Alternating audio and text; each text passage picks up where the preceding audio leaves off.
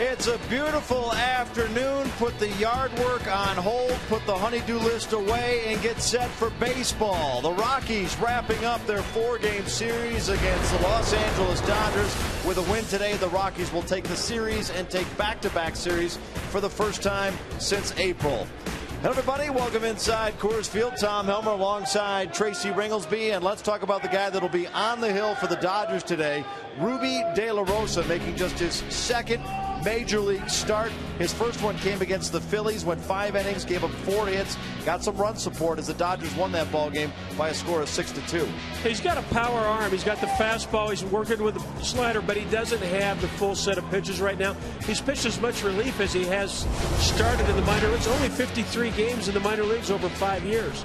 So this is a guy that has a lot of potential, can overpower hitters, doesn't have stamina. The Rockies have a chance to get him out of the game early, whether they score off him or not. The earlier they can get him out of the game, the quicker they get into that worn-out bullpen we talked about in the pregame. There's been a few reserves for the Dodgers who've come up huge. D. Gordon made his Major League debut June 6. He's played in only 6 games, but is hitting .304. Jamie Carroll, of course, 4 for 5 last night. Aaron Miles is 5 for 5 in the series with 4 RBI and 3 runs. Yeah, let's put it this way. D. Gordon is not a guy they plan to have in the big leagues till September. He's now their starting shortstop. Miles and Carroll, they're supposed to be utility infielders. They've got Miles has started more games at second base. Carroll started more games at shortstop than anybody on the team because Furcal and Blake have had their problems. That's part of why the Dodgers are struggling a little bit. Their depth has been challenged at that point. Don't tell the Rockies, though. Miles and Carroll, they're nightmares. They keep coming back. They won't stay away. No, and they're 1-2 in the lineup tonight, and it'll be a tough part of the lineup for Ubaldo Jimenez, who will be on the hill for the Rockies. When we come back, we'll get you upstairs to Drew and Jeff as they talk about number 38.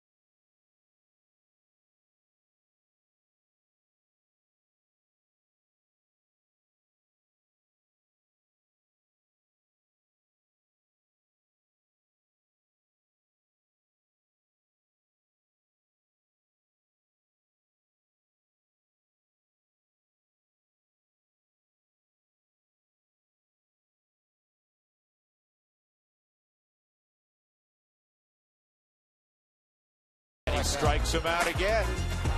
Swung on and missed. What a job by Jimenez. He's got it. So Ubaldo reaches back. Swung on and missed. Big punch out there. Ubaldo Jimenez, welcome back to the win column. Ubaldo Jimenez has one win this season. It came against the Dodgers, a complete game, 4-hit shutout on the Rockies' last road trip. He'll try and back it up with another win against the Dodgers, a team that has been tough on him. He is 7-6 lifetime with an ERA of 4.59 against the Boys in Blue. Welcome back inside Coors Field as we get set for baseball between the Rockies and the Dodgers. Right now, let's get you upstairs with the two guys who will be calling the action, Drew Goodman and Jeff Houston. Guys? All right, Tom, thanks very much. Ubaldo, it's kind of been a tale of a couple of different seasons, if you will. He's been very good of late on the road, as everybody, I think, realizes he struggled at home. A real positive sign for me, not only the results lately, he hasn't walked a batter in the last 16 innings. Well, that's key, and he struck out 15 during that time, so you know he's got command of that fastball back. The numbers for home and road, think to home now. He's had a time where he's gone 6 earned runs, a couple times 5 earned runs, 4 earned runs. But the last 3 or 4 outings have been really good, save the St. Louis Cardinals game where he gave up sort of.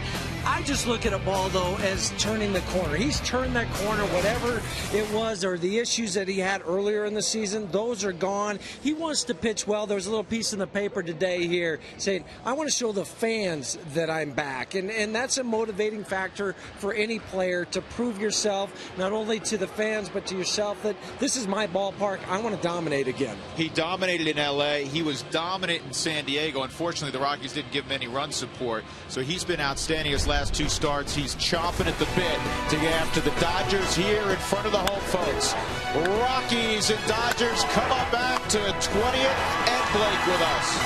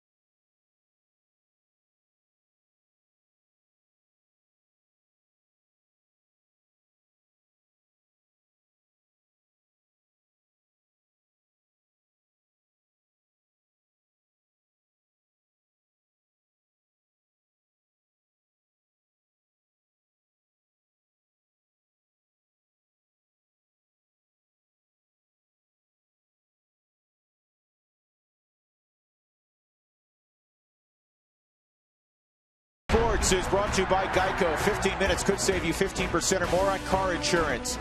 By the Ford Fusion with quality, power, and economy. We speak value. Ford Fusion, drive one. By the Frost Brewed Coors Light, the world's most refreshing beer. By Wells Fargo. Wells Fargo customers visit wellsfargo.com/Rockies for 2-for-1 club level seats. And by Southwest Airlines, new Rapid Rewards, unlimited reward seats, and no blackout dates. Ubaldo Jimenez leading the Rockies onto the field Sunday afternoon, game 4 of this 10-game homestand. The Rockies have taken 2 of their first 3 against the Dodgers. Jamie Carroll was a pain in the neck last night. He had 4 hits. And the guy behind him also had 4 hits. 2 ex-Rockies, Jamie Carroll and Aaron Miles, as we look at the Southwest Airlines starting lineup for Don Mattingly's Dodgers. Andre Ethier naturally will follow those 2 gentlemen. Then Matt Kemp, who right now probably the leading candidate for the National League MVP if they were to give the award away in mid-June. They don't, though. James Loney, Juan Uribe, Rod Barajas will bat 7. Trent Olchin, the Aussie, getting a start in left field in front of the rookie Ruby De La Rosa. And Ubaldo's on the hill for the 12th time this year. Yeah, that 229 average, that's 10th best in the National League, right? He's just hitting 218. And I think back to that start that Ubaldo had out in L.A. The right-handed batters in that ball game did not fare very well. 0 for 16 on the night when he gave up only 4 hits total. And Jamie Carroll takes strike 1. Jamie had a couple of 2-strike knocks last night, which, if you follow Jamie's career, is not a surprise. He's not afraid to hit behind in the count. And that pitch misses up 1-1. Marvin Hudson is calling balls and strikes this afternoon. The crew chief, Tim at first, Brian Runge at second, DJ Rayburn is at third base. And the 1-1 deep in the hole. Tulowitzki makes this play routinely, and he gets a little help from Helton at first base, who never, it seems, ever misses a scoop. Can you remember the last time he didn't come up with a short hop? That wasn't just a little help. That was a lot of help, because Troy had a little bit of trouble getting it out of his glove, took an extra step, and then we very rarely see him not throw it all the way in the air. And this is an in-between hop. Boy, that makes you feel so good as an infielder when you can throw it somewhere over there and you know you're not going to get an error. He's going to pick you up. Aaron Miles takes strike 1, and the other part of it is, from a pitcher standpoint, you get that first guy out. First guy of the ball game, let's settle in. Especially these 2 guys, Jamie Carroll and Aaron Miles, what they did last night. Now, Miles on this road trip is hitting .500. That'll go down a little bit as Johnny Herrera will throw him out. Too quickly gone. Ethier coming up. We look at the gloves. Charlie Blackmon again. Boy, he's been impressive so far. He's in left field. Carr goes in center. Seth Smith with a slight gimp, but he's okay after fouling a ball off his foot a couple of nights ago. Wigginton, Tulowitzki, Herrera starting at second. Helton back at first. He had last night off, and Jose Morales is doing the catching. He has caught the last, including this one, 3 starts of Ubaldo Jimenez. It was a little bit by design from Jim Tracy, starting Morales with the night game last night. Able to bring him back to the day game, but they have a little bit of a chemistry working now. They do. And again, I know Ubaldo lost in San Diego, and folks, I don't know if he didn't catch the ball game here en route. He was dominant. He really was. Well, all those runs came with 2 outs. It was a breaking pitch that was down in the dirt that the guy kind of flipped out to right field, and there was a pass ball wild pitch, and then the base hit by Stauffer. Well, the hit that, you know, it was weird. The inning would have ended because there was a hit, and Chris Nelson made a great diving stop to keep it in the infield. They sent the catcher around to score because they said, there's no way we're going to score against Jimenez today. That was the thinking.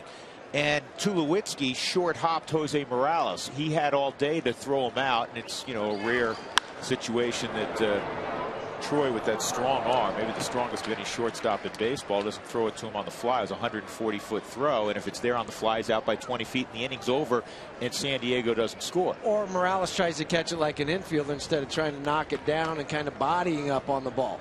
A couple different things happen. 1-2, and that's pulled foul.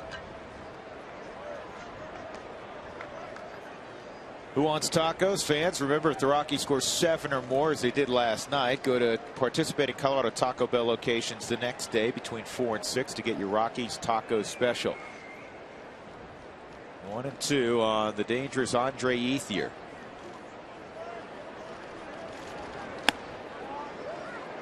He goes upstairs at 96. It's 2-2. Ethier's had some success in his career, and he's also been punched out 12 times. You know, I think when you have a guy the quality of Jimenez, you take a 250 average. It's down low 3-2. Goes back to that old line we roll out on from time to time about Willie Mays. Right? I was just thinking that, where you just try to survive against your number ones and your number twos, but your 3, 4s, and 5s, that's when you kill it. It was basically look out. He goes, I'll take my 1 for 4 against Koufax. He goes, the rest of the rotation better look out. It was Koufax and Drysdale back when Willie uttered that line.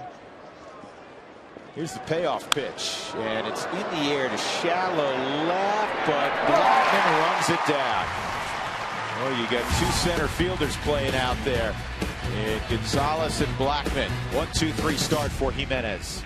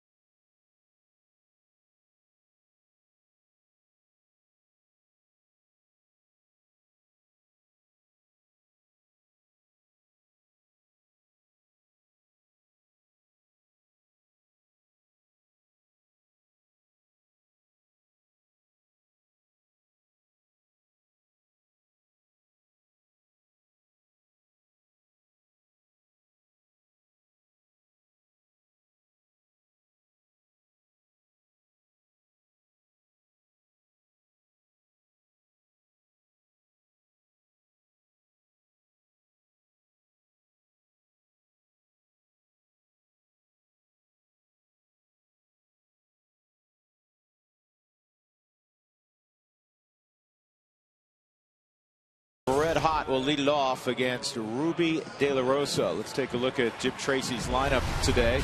Johnny Herrera will bat in the 2-hole. And then Todd Helton again, after getting 24 hours off, back in the 3 spot where he has really done well. He's done well there his whole career. Tulowitzki, Smith, Wigginton. Blackman threw out a couple of hits yesterday. Morales will bat 8. Rockies saw Ruby De La Rosa for a couple of innings in Los Angeles. He was working out of the pen at that point. And as you learned during the pregame show, this is his 2nd career start for the 22-year-old from the Dominican Republic. He throws very hard. That fastball at 96, so he's got a 1.80 ERA. He had some walk issues, particularly in his lone start in Philadelphia. He walked 5 in the first 2 innings. Took him 96 pitches to get through that game. This ball is hit to left center field. It's hit pretty well. Kemp misjudged it. It goes over his head. And Cargo into second with his 3rd straight double. I'm not sure if it was the hamstring for Matt Kemp. He wasn't loose, or that ball was hit harder than he thought. Because jogging after it, and I'm watching it. We're watching it up here, and I'm thinking, that's a double for sure. You better get on your horse. And this is a beautiful thing to see from Carlos. We saw it so many times last year. We've seen it a lot lately in the last 5 to 7 ball games, driving that ball over the head of Kemp. And he should have remembered what happened to him last night with that 2-iron that Carlos hit over the top of his head. Here's Johnny Herrera.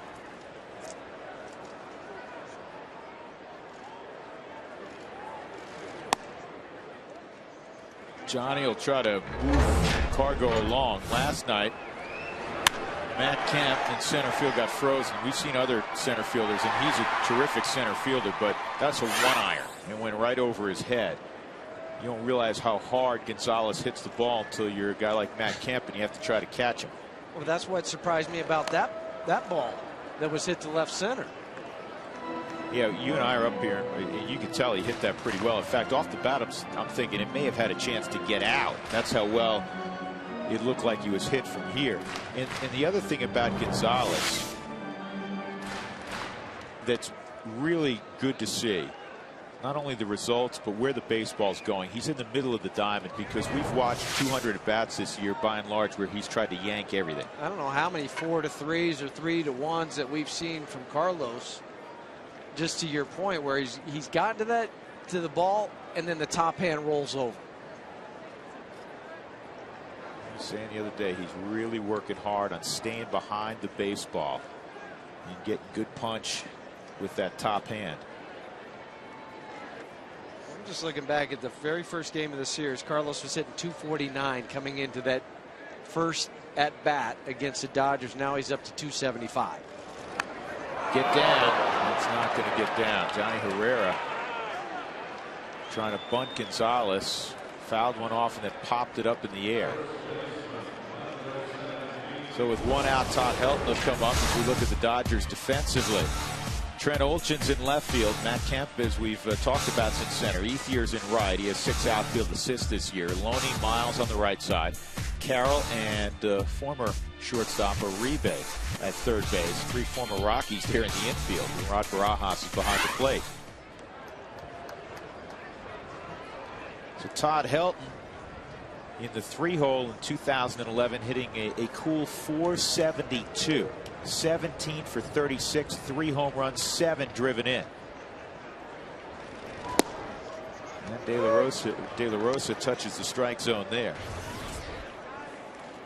What a luxury for Jim Tracy to have Todd Helton, where he can slide him from the 5th spot in the lineup to the number 3 spot. He's hit there so many times in his career. Put Carlos, take a little pressure off him, and now he's exploded. Outside. Jamie Carroll's doing a very good job, Huey. You were in this position many times defensively. Bird dogging Cargo, because now after the failed move him up at bat, you're wary of him trying to swipe third. And with the rookie on the mound, that might fall into the pattern of a one-look guy where he goes home, and as soon as he turns his head, you could take off. But with Jamie Carroll right in Carlos's back pocket, Richie Dower has to yell to him, careful, careful, because he's right there. Now, if he says you're okay, that means you can get another step and keep moving off. But Jamie waits to break so late behind him that all you can do is stay there. One and two. Helton did face De La Rosa in Los Angeles. Didn't get a hit. He pitched 2 innings, as we mentioned. The only guy who got a hit off him was Tulowitzki, who's on deck. Very small sampling, of course. But it's nice to at least have a little bit of, even if it's a small sampling, history of a guy. How does the ball move? And this is down low at 98. He reminds you a little bit, and let's not get ahead of ourselves, but at least in terms of being a slight guy, of Pedro Martinez, who can really throw hard. I mean, people first set eyes on Martinez and said, there's no way a kid this size can throw that hard. Helton hits it in the air to left center field. Olchin is going to make the catch. 2 gone. Well, De La Rosa made his first career start against a very good outfit. He had to go to Citizens Bank in Philadelphia. He tied up Ryan Howard. He's probably got his baseball cards at home. And he went 5 innings. He survived the 5 early walks. He gave up just 1 run. And that's kind of going to be the game plan for the Rockies going after him today. A guy that throws hard but has erratic control. You have to zone in, see if you can elevate that pitch count. Both bullpens have been worked a lot in the last 3 games. If you get to the Dodgers, that's what you're looking for. 2 outs. Here's Tulowitzki. Cargo at second. Outside. Yeah, I mean, get his pitch count up. That fastball at 99, by the way, folks. We got 2 of the hardest throwers in the game going at each other today, and Jimenez and the new kid on the block, Ruby De La Rosa. Ruby had 225 strikeouts in 220 innings down in the minor leagues. But he would walk some guys. He would, because that's part of the reason why he started some and relieved some. They didn't know what role he would be at.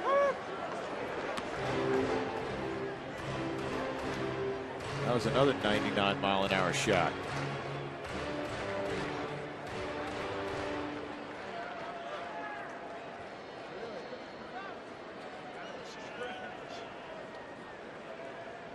We're getting our radar gun. There's a little technical glitch trying to get that operating, so we'll tell you on the scoreboard what the readings are when they're.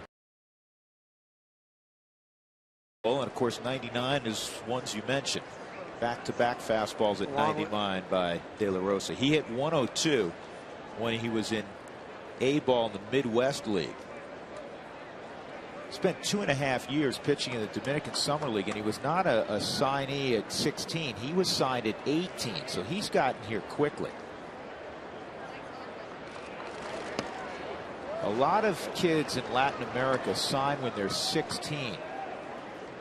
Ruby De La Rosa is interesting because he played a sport called La Plaquita, which is a version of cricket, and he was a bowler, and that's where they said he developed his arm strength. So he's come to baseball later on in life. Yeah, really didn't play any sort of organized baseball or whatever you would call organized baseball down in the Dominican. From the capital of Santo Domingo. Maybe his idol's the guy he's opposing today, huh? Could be Ubaldo. Ubaldo's huge in the Dominican. He spent 2 years down in the Dominican with the Dominican Summer League with the Dodgers. And actually, the first time he came to the States, he made a few appearances, and then he was sent back to the Dominican Summer League. That's never a fun thing for those guys. 3-1. Outside, ball 4. So there's walk number 1, a very patient at bat by Tulowitzki, and that'll bring up Seth Smith. Now you want to send some Rockies players to the All-Star game? You can vote up to 25 times. Troy Tulowitzki will be on that list, and you can vote today at ColoradoRockies.com. Once again, Todd is putting up All-Star numbers. Yolis Chacin, too. He's putting up some All-Star numbers. 7 wins. Yeah, he's 7-4, but that doesn't tell the whole story because the league hitting just 199 against him.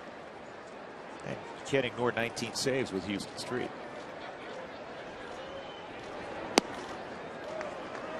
I am a big one. I'll say this out front. I hope a ton of Rockies are in Arizona at the All-Star break, but I want them all to be deserving. I think it's great that the fans vote, but vote for people who deserve to be there. And I don't think you vote on June. Personally, I don't vote on June 12th. I wait till the end. Study the numbers. Yeah. Sometimes you go by name. Well, this guy, oh yeah, he's been there before, but a guy like Hanley Ramirez comes to mind. Right. I mean, he doesn't deserve to be an All-Star this year. No.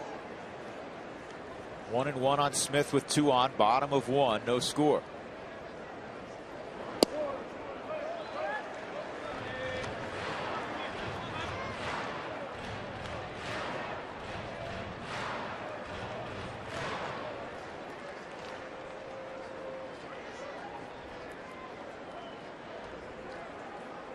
Cargo began the inning with a booming double to left center field.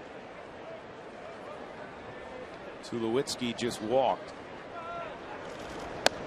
And it's 3-1. You have Wigginton on deck. And this is the game plan that Carney Lansford laid out for the hitters coming into today's against De La Rosa. Rockies have scored just twice in the first inning in their last 20 ball games. They've done a whole lot of late inning scoring of late. Be nice to get a quick jump, especially after the lead double. 3-1 high and deep right field. Take a good look. You won't see it for long. Second deck. 3-run bomb. Seth Smith.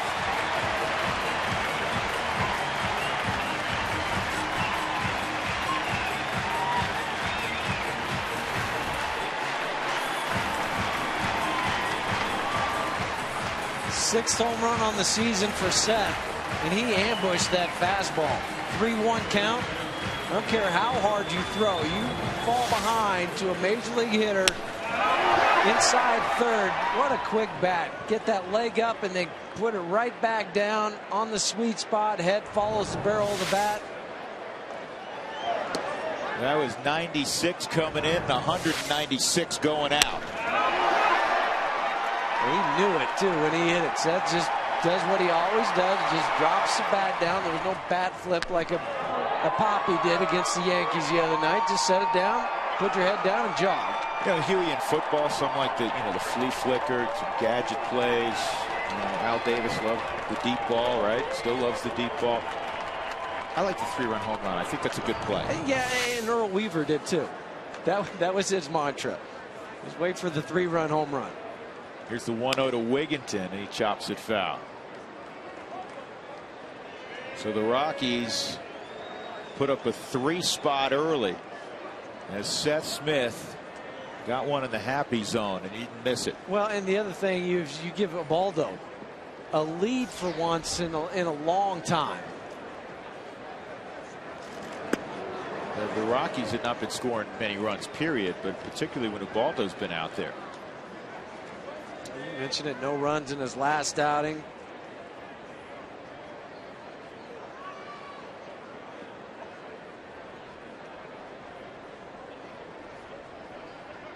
One and two on Wigginton. Strike three. Locked him up with a slider. He was a 24 pitch inning in the first for De La Rosa. And Seth Smith got a 3-1 bomb.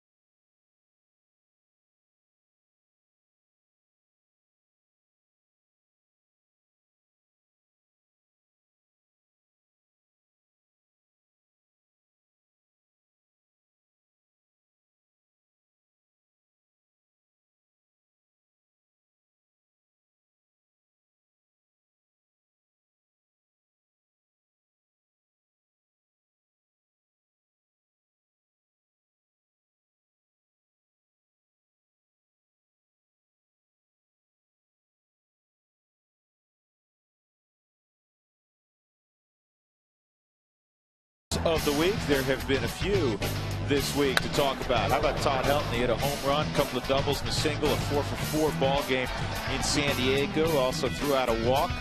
Charlie Blackmon, welcome to the big leagues, and he has made quite an impression in his first week in Major League Baseball. And so has Rex Brothers. He has a 97-mile-an-hour fastball on the left side. Clutch plays of the week brought to you by Amco AA MCO. And Matt Kemp swings and misses at the first pitch from Ubaldo Jimenez. What happened there? Was Morales throwing it back and he ran into Marvin Hudson? Marvin came up and hit his arm as he was throwing it. I think Jose might have got a little bit on the backswing of Matt Kemp. Oh. You got the mask of Marvin Hudson.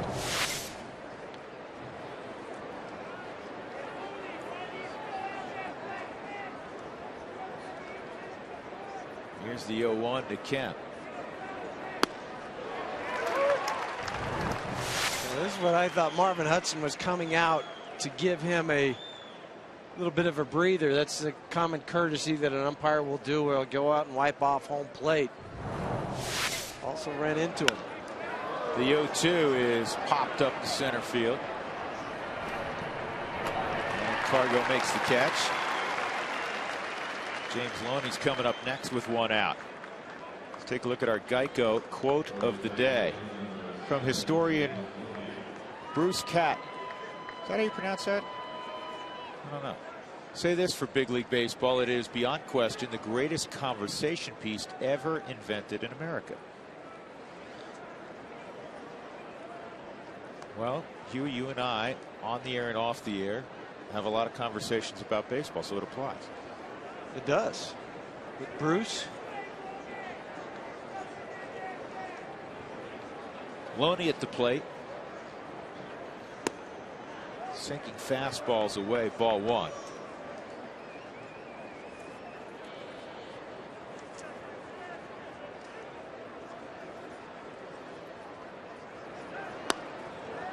Rockies off to a 3-0 start.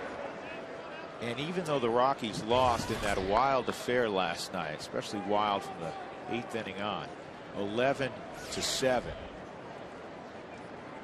What was not diminished was their confidence offensively. Or their quit. There was a couple times, 7-1 with the ball they're going today. You've already won the first couple. You could sit there and say, oh, we'll go get them tomorrow. But even after the line drive double play from off the bat of Eric Young Jr. in the bottom of the 9th, you still find a way to bring a guy to the plate that's going to be the tying run. It was only the catch of Tony Gwynn Jr. out in left field that prevented anything. I walked, here's the 3-0. That's in there. I walked out of the ballpark late last night with Rick Monday and Charlie Steiner on the radio side for the Dodgers. Here's the catch. That's a Ron Swoboda-like catch. He's laid out. That's a strike also. And they both said, you know what, if Gwynn doesn't make that catch, not only is Blackman probably at third, there's a chance he could run around the bases, but even so, he said the Dodgers are going to lose that game. He said if he doesn't make the catch, they believe that turns into a loss. And just to move ahead, if you like doing this, Converse Baseball, great conversation piece. Let's say the catch isn't made. It's going to clear the bases without question. Blackman's going to be at third. Ionetta's due up next. Todd Helton standing in the dugout with a bat. He was going to hit for Ionetta. Now, Don Mattingly's probably going to put the winning run on. This is a base hit to right. Because I don't think he wants Helton to tie up the game. So he either has to pitch to Helton and then put the winning or put the winning run on, and then it would come down to a matchup with Johnny Herrera and Javi Guerra, who had not given up anything but line drives. And a runner on third base, then the wild pitch pass ball comes into play. But that would have been an interesting decision for Richie Dower at third base, depending on how Tony Gwynn Jr. went after that ball. You know he's going to run hard, but if it kicks off the wall or just sits there, the speed of Blackman, maybe an inside the park home run. Uribe, that's back up the middle. Back-to-back singles here with one out. And that'll bring up Rod Barajas.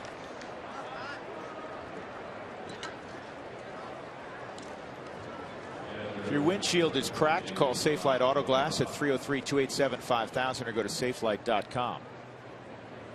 A little bit of history in the making in the Minnesota Twins today.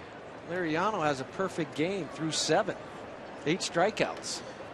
Also, remember he had that no-hitter back on May 3rd against the White Sox.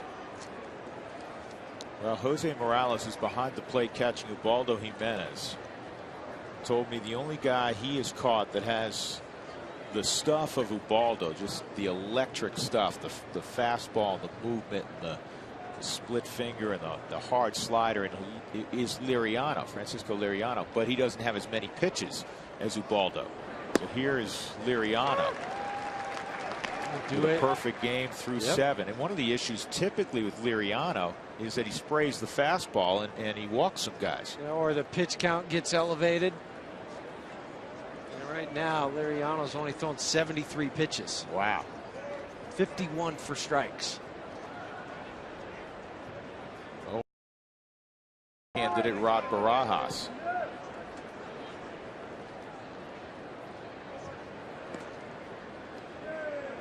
One of the things that makes Jimenez so tough to handle, not only can he strike you out, but he gets a high percentage of ground balls. Well, that's where that split finger or the hard slider comes in, because it's going down. That and the fact that 99% of the fastballs he throws are two-seam fastballs. With late movement, a little late cut on it, so you don't catch it on the barrel, you hit it off the end, it might go into the hands. Factor in that with this slow catcher, perfect time for a double play. Morales will go out, make sure they're on the same page with the sign sequence, since you have Loney at second base. By the way, Uribe with that base hit, that's the first knock he's had against the Rockies this year. He was 0 for 15 against his former club he came up with.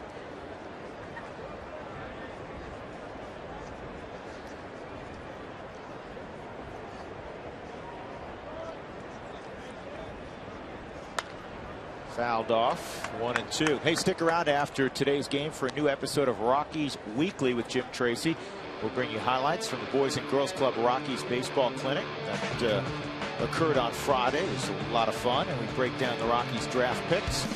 And we'll hear from Todd Helton on his draft day experience. One out, Loney at second, Uribe at first. We're in the second. Here's the 1-2.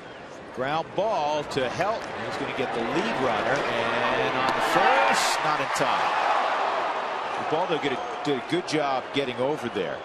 That is the toughest double play to turn in baseball, the 3-6-1. But Todd with the perfect feed over to Troy, and that allows him to get out of the way of the runner and then hit the moving target in Ubaldo Jimenez as he gets over to the bag.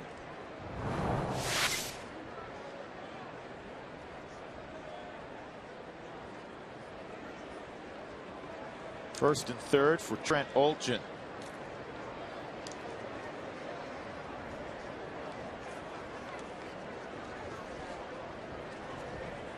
Olchin was tearing up the PCL, just got called back to the big leagues. He was up last September.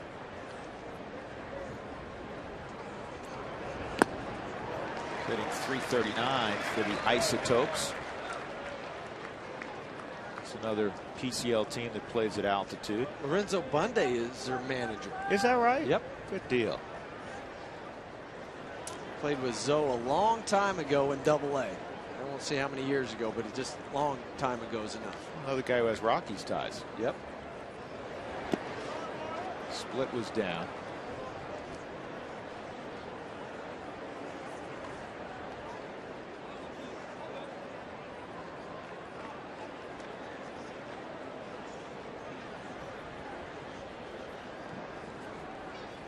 Rockies began the day 4.5 back, 3.5 behind Arizona. Diamondbacks a game out of first. That's a strike on the inside corner despite the reaction of Olchin.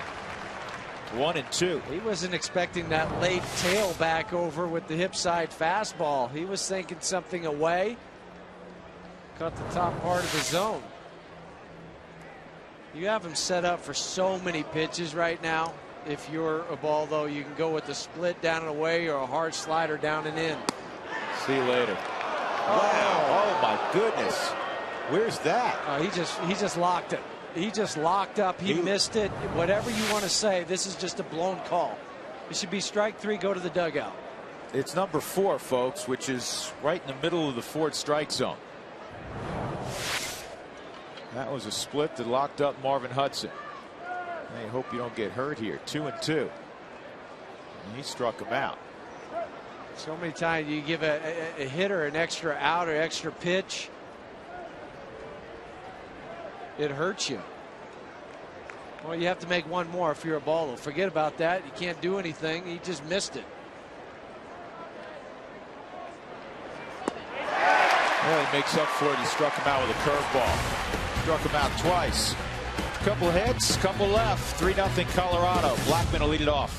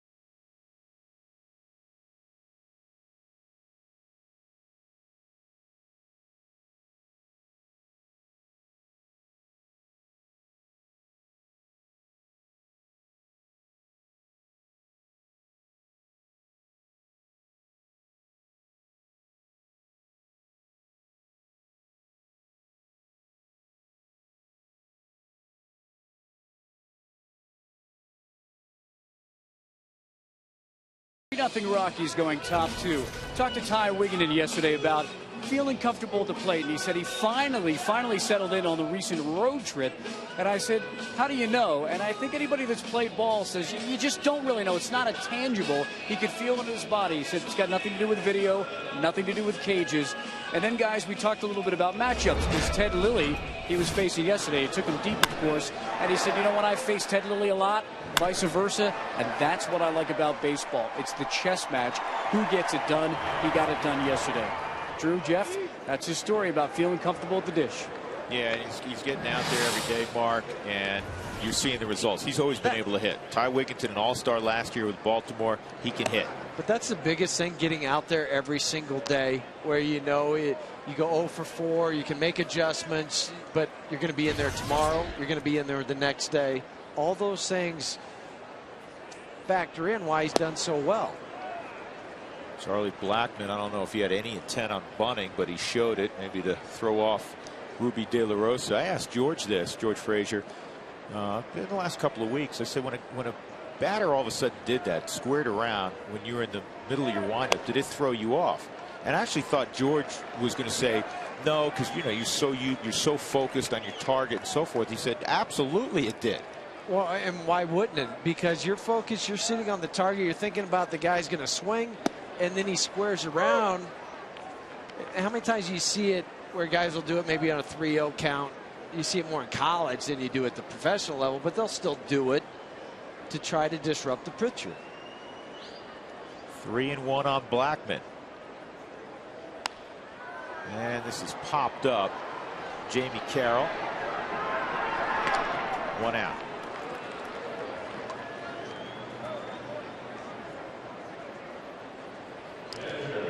That'll bring up the catcher, Jose Morales. Wells Fargo Bank, get your 2-for-1 club level seats. Wells Fargo Bank, member FDIC.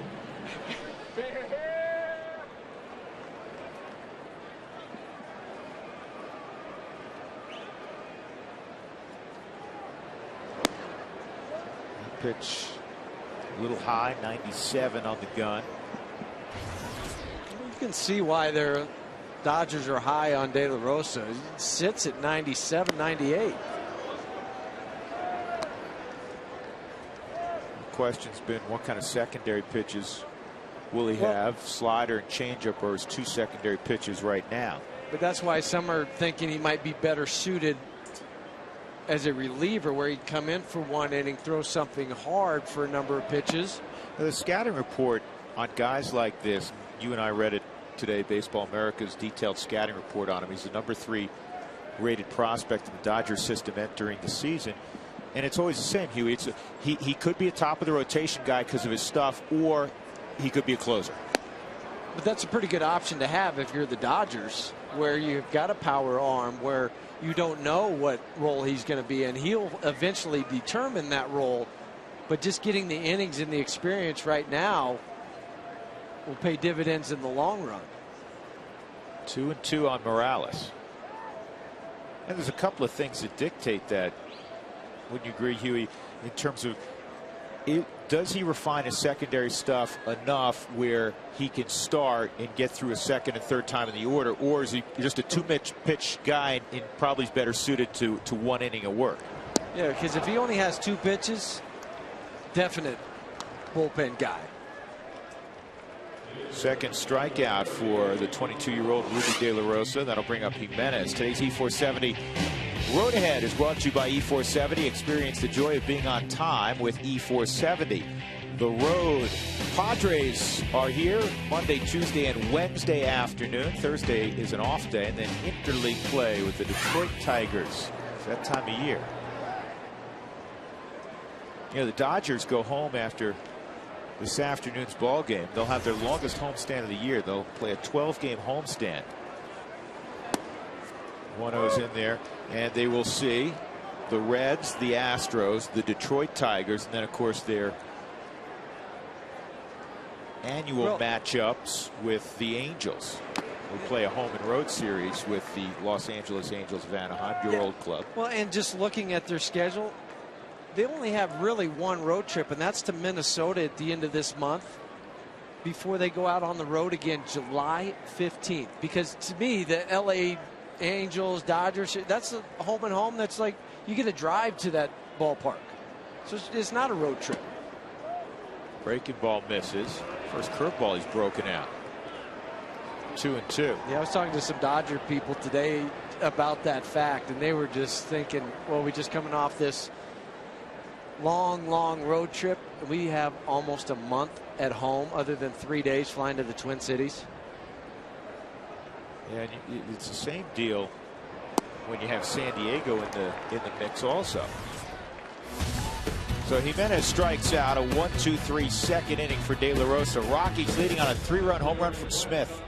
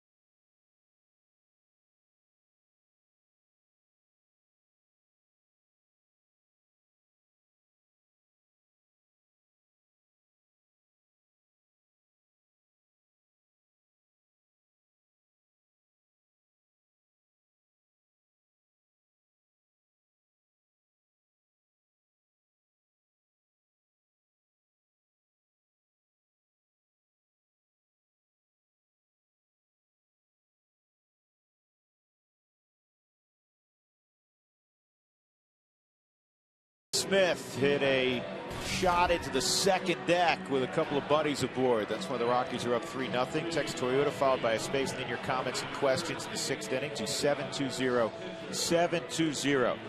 All right, Huey, yesterday we were talking about potential realignment, what people thought, what teams should move to the American League. A lot of folks said the Astros, some said the Brewers. What do you got on us today? You got anything yet? Give me another half inning and I'll think of something. I'll think of something, and we'll get it out there so the fans can weigh in. All right, Ruby De La Rosa is going to lead off against Jimenez. He takes strike one.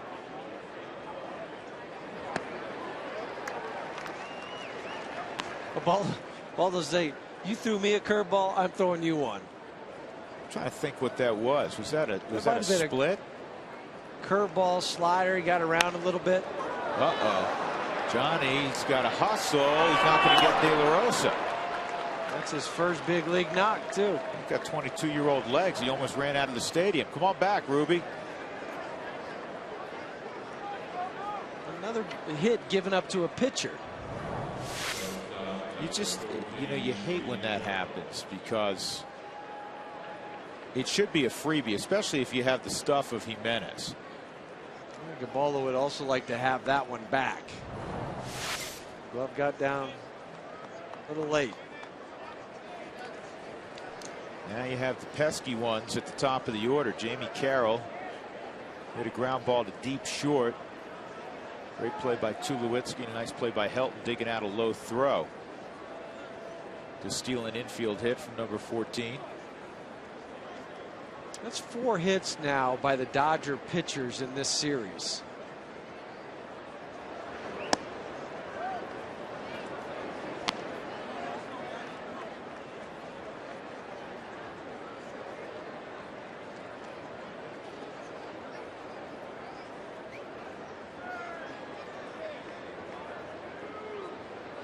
Tim Wallach is trying to tell De La Rosa at first, take the sign when your foot's on the bag. De La Rosa was about 2 feet off, watching Wallach go through his signs.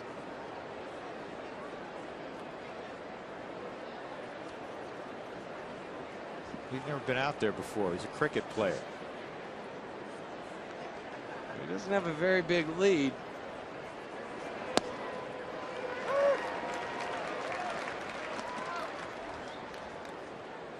One and one on Carroll.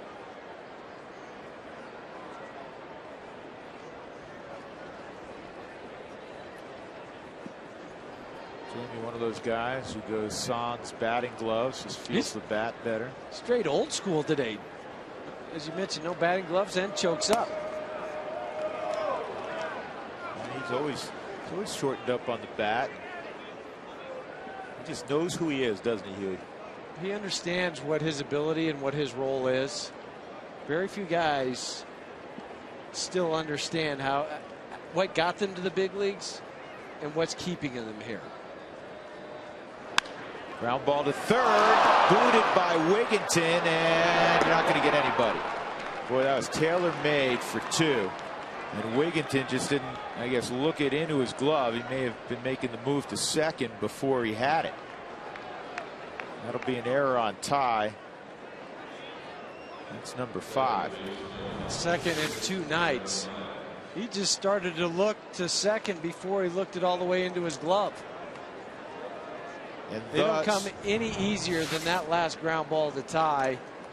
It's going to be a double play, even with Jamie running. He's running out of the right side of the box, and he hit it hard. One hop.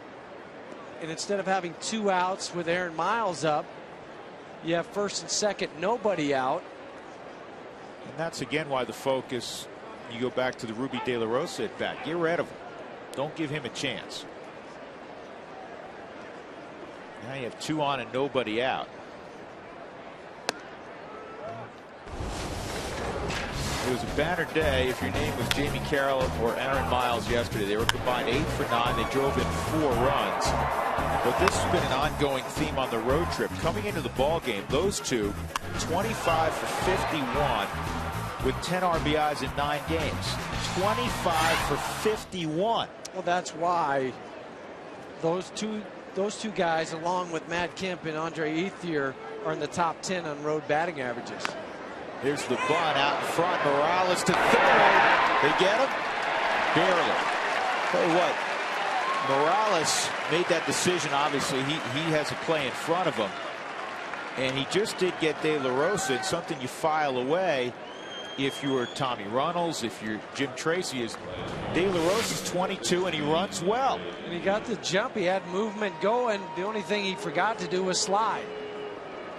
Yeah, how about that? You know, you notice it now on the replay. He never got down. No, and his foot comes off the bag even after Ty Wigginton stretches like a first baseman. He was out by a half step.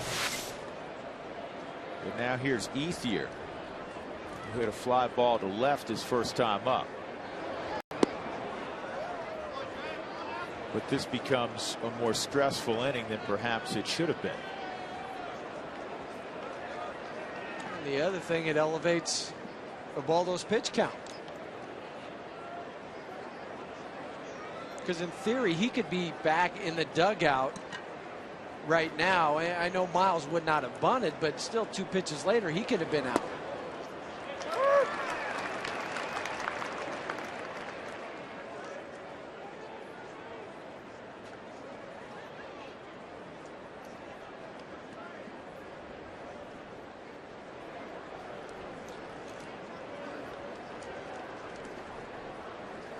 One and one on Ethier.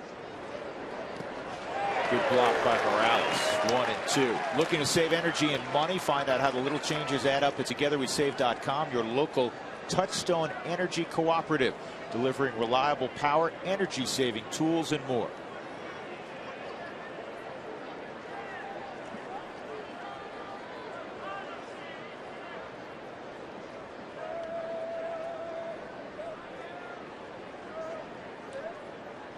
Kemp's on deck. First things first, a 1-2 pitch to Ethier. Andre calls time, and it was granted by Marvin Hudson.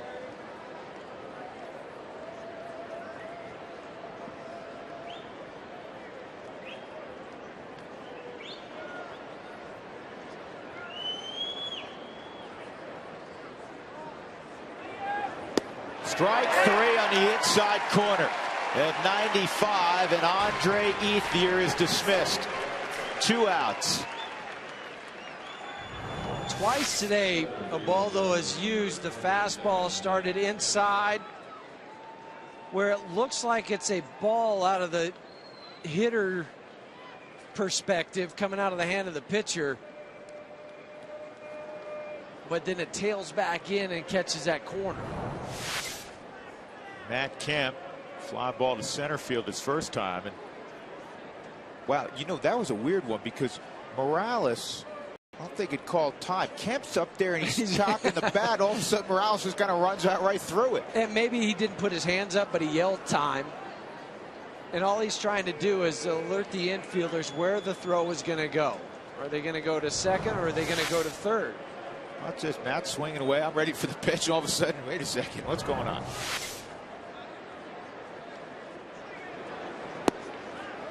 Just off the corner, ball 1.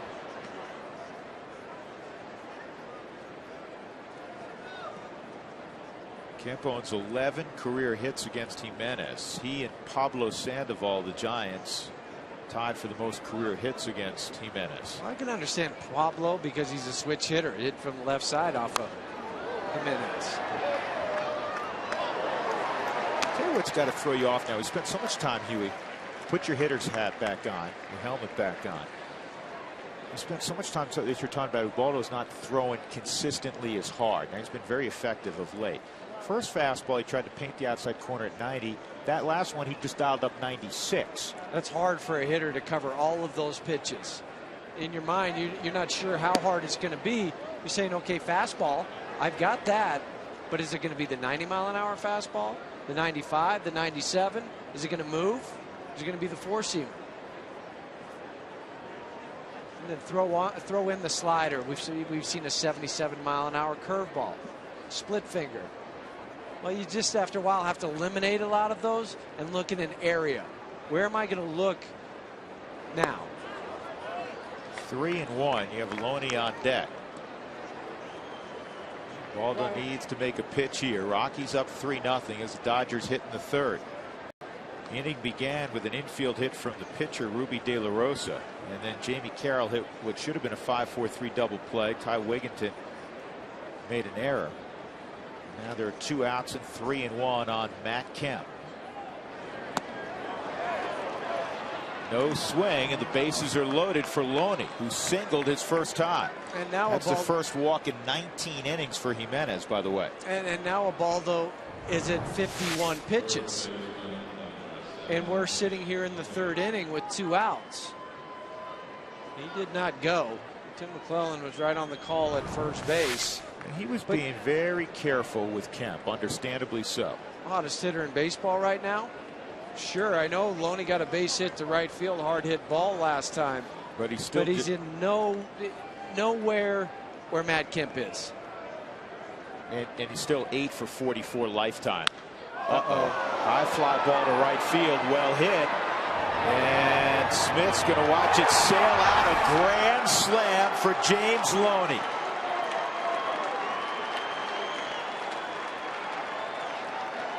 The guy who's often criticized because he doesn't hit the long ball enough for Dodger fans just hit a grand slam to put LA back on top.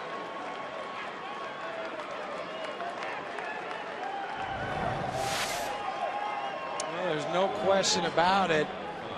Away from Loney, and that allows him to get his arms extended. Notice how far his arms are out away from his body. And the top hand brings the bat through. You could hear that sound.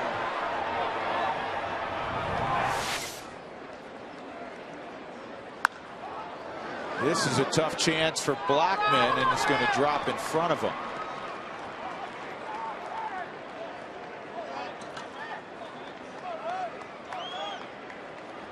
James Loney has 2 career grand slams. They're both here at Coors Field. The other one was in '06, the day he drove in 9 runs in a ball game his rookie year.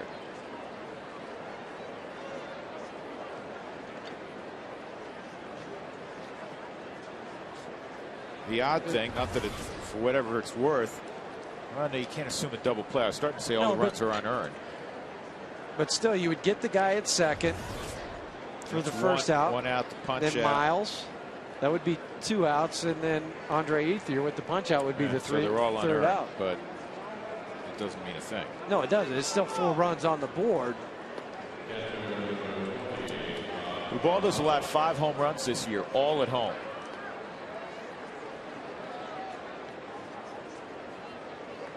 The way the Rockies are swinging it, I don't think 4 runs are going to beat you, but it's a whole new day now. And it's kind of a psychological thing. Yeah, you know what? I mean, Ubaldo's been pitching very well. He staked to a 3-0 lead. You like to think from the Rockies' dugout perspective, you know what? Not that you don't want to score more, but Ubaldo, that's enough for him, the way he's throwing. And the offense, what they've done, scored 27 runs the last 4 games. Huge jump. Morales, no chance. As Juan Uribe swipes the base. That was all on Jimenez. That's his first.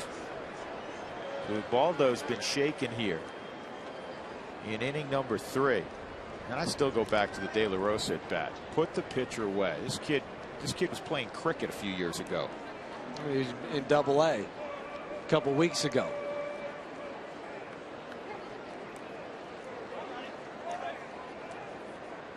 Plus this inning now has been about 20 minutes long.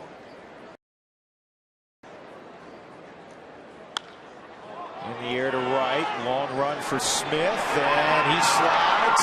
Did not make the catch. Another run scores. Throwing behind him to Helton. Barajas back in, and it's 5-3. Now think about that stolen base by Uribe. Exactly, and that's just falling asleep on the mound. He was still on the rubber when Uribe took off. I mean, he hadn't even lifted to go to the plate. Almost what Ted Lilly did to Jason Hamill last night. Same thing, but Barajas inside out swing, drops it in front of Seth Smith.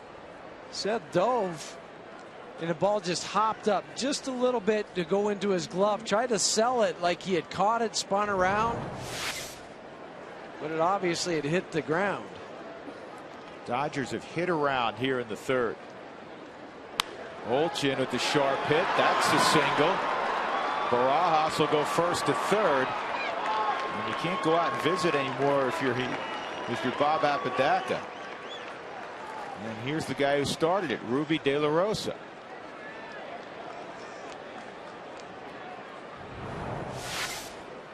We'll take another look at the trap by Seth. Correct call from Tim McClellan at first. Tried to throw behind because Barajas was about halfway to second.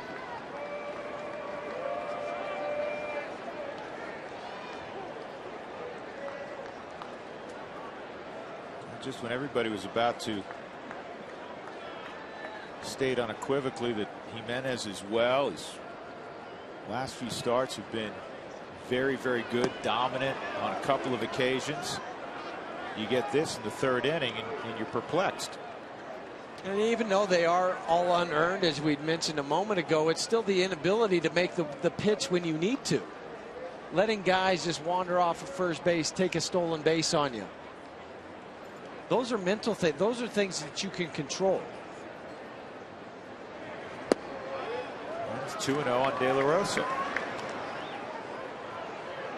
And now seeing guys start to move around in the Rockies bullpen. Clayton Mortensen, remember last night, threw a couple innings. He threw 37 pitches, so he's probably unavailable. Yeah, he's your long guy. And then it would come down to somebody like maybe a Matt Belisle that have to eat up a couple innings. Put this guy away and be done with it. Regroup in the dugout.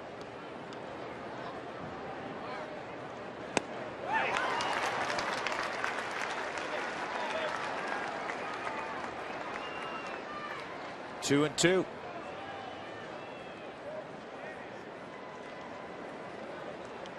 Barajas at 3rd. Trent Olchin at 1st. 5 straight have reached. punched out Ethier on a beautiful 94-mile-an-hour two-seam hip side fastball. I think he's going to get out of it. Didn't work out that way. Here's the 2-2. And a ground ball to short. Barely out at first is De La Rosa. He busted it up the line again. 10 come to the plate in a 5-run third inning for the Dodgers. They're up 5-3.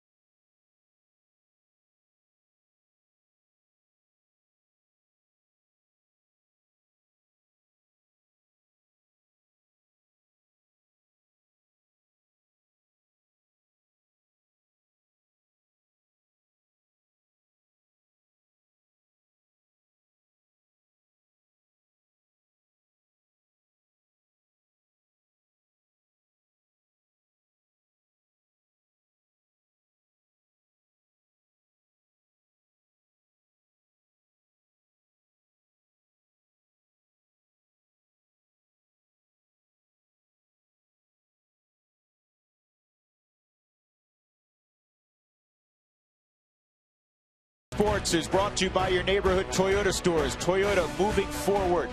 By the new Quest 5-year price lock promise. Visit quest.com/promise for details. By the Courtyard by Marriott on the 16th Street Mall. Ask about our hometown sports package. And by AT&T, the nation's fastest mobile broadband network. Back at Coors Field, the Dodgers were trailing 3-0. They now lead 5-3. All 5 runs, for what it's worth, unearned in that last inning. But Jimenez had a couple of opportunities to put that inning down by himself, and he failed to do so. So Ruby De La Rosa, who came to bat twice in that inning, will face Carlos Gonzalez, Jonathan Herrera, and Todd Helton. How far did you travel? Brought to you by AAA Travel. Relax, we take care of you. Well, Seth Smith took care of that baseball in the first inning, a 3-run home run. They traveled 412 feet to the second deck here at Coors Field. Drew Goodman, Jeff Houston, Mark Stout. Sunday afternoon, Rockies trying to take 3 of 4 from the Dodgers before the Padres arrive. Fargo with a booming double. 3 straight doubles for Gonzalez dating back to last night.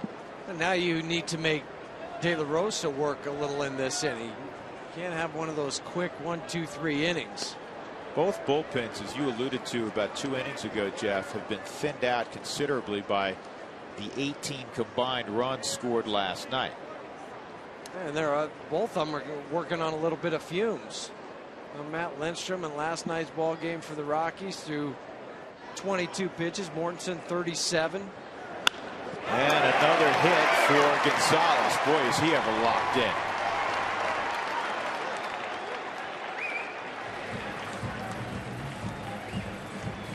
Fargo's average now nearing 280. You can't keep a good man down for long, can you? Or you can't keep a good swing from getting hits after a while. And that's what Carlos is starting to do. Put a lot of good swings on a lot of pitches. He had 2 hits and 4 trips last night and an intentional walk. He had 4 hits on Friday night. In the opening game of this series, he had 3 hits. Let's see how quickly De La Rosa can deliver the ball to home.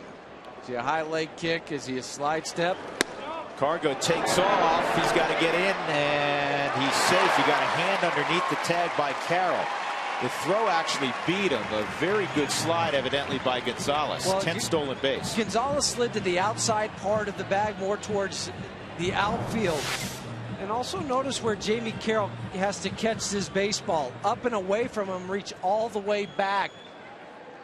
Brian Runge right on the call, but watch where Gonzalez's hand goes to the outside part. And he was able to still keep it on the bag, even with Jamie Carroll going into him with all his body.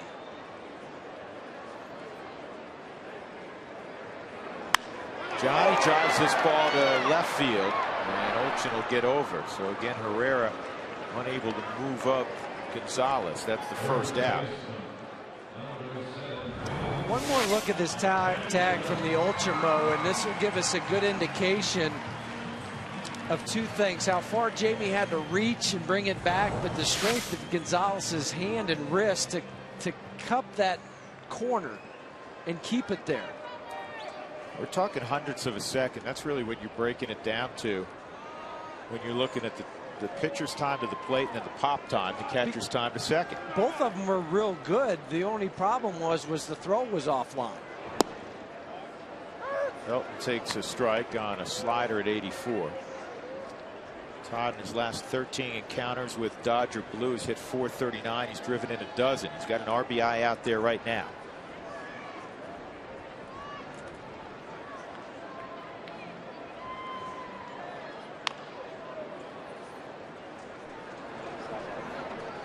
Smart pitch by De La Rosa. I mean, he's got that big heat you got to get ready for early, and he pulled the string there. An 88-mile-an-hour changeup.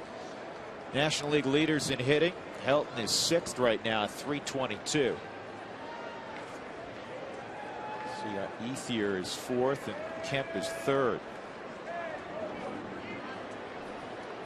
0-2. Strike 3.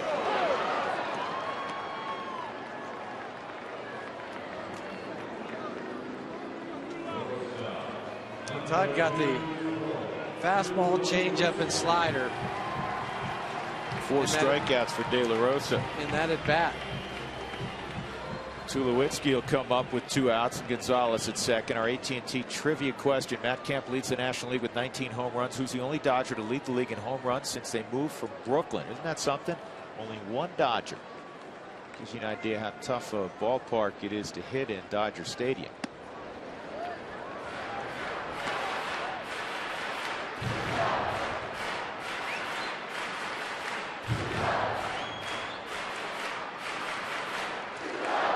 Tulo with 12 RBIs already in the month of June.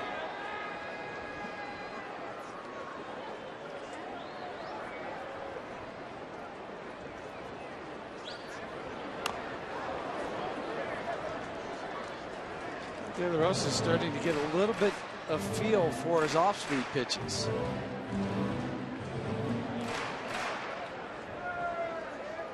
He certainly had the feel for it in that at bat against Helton. Right now he throws the second pitch to Tulo was a slider.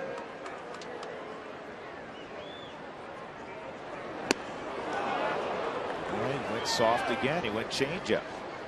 1-2. So Barajas trying to nurture him along. Second time through the lineup after flashing 99 a couple of times on his first time through the lineup. He's here with the middle guys, the guys that do the damage. But that's where it's nice to have a veteran like Barajas to basically lead or guide that pitcher through a lineup a second time. So he doesn't have to think. Here, this is what I want you to throw, because they're going to sit on something else. And he strikes him out at 100 miles an hour. Gonzalez left at second. 5-3 Dodgers.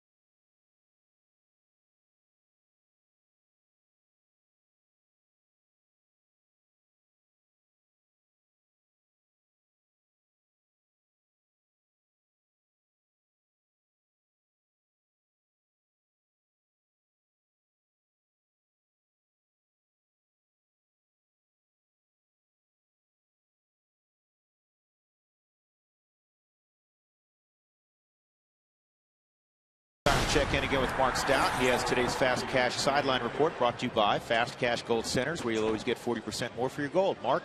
All right, guys, walking around the park, somebody said, where did Charlie Blackmon go to school? And I said, let's do a Charlie Blackmon file. Georgia Tech, originally drafted by the Marlins and then the Red Sox in 04 and 05, signed with the Rockies when he was drafted after going to Georgia Tech in 08. Grew up in the Atlanta area, had season tickets as a kid, told me his favorite Brave was Sid Bream.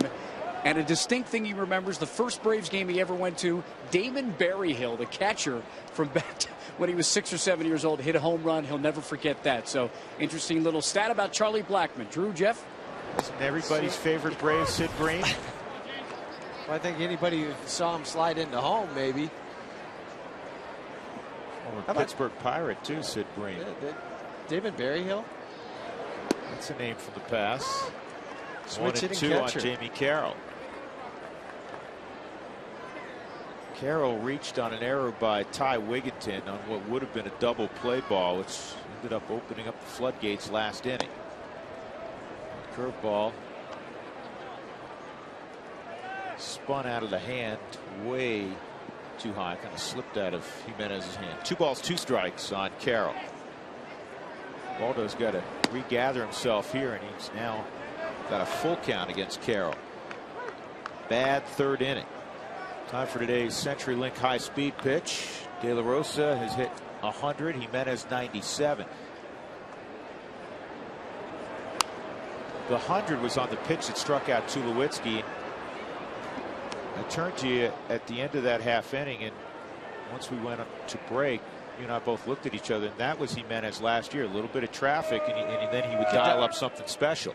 And we saw it in the last game against the Dodgers, where he struck out Matt Kemp on pitch 106 in the ball game. This is going to be a base hit. Where he could reach back and get that little extra. Bartolo Colon, when he was in his younger years, would do the same thing. Win 2 tickets to Toby Keith and also the rodeo at Cheyenne Frontier Days. Text Toby followed by a space in your name to 720-720. Folks in the house that either are related to the cowboy, our cowboy, Tracy Ringlesby, or they'll be heading up to Old Cheyenne soon. We got a few different rodeos between now and then. The Greeley Stampede. Greeley Stampede's around. The Elizabeth Rodeo was a couple weeks ago. I didn't know that. It's down at my neck of the woods. That's why I knew. So when we used to cover the daddy of them all, I think Dodge City had a rodeo right around the same time. Pendleton Roundup.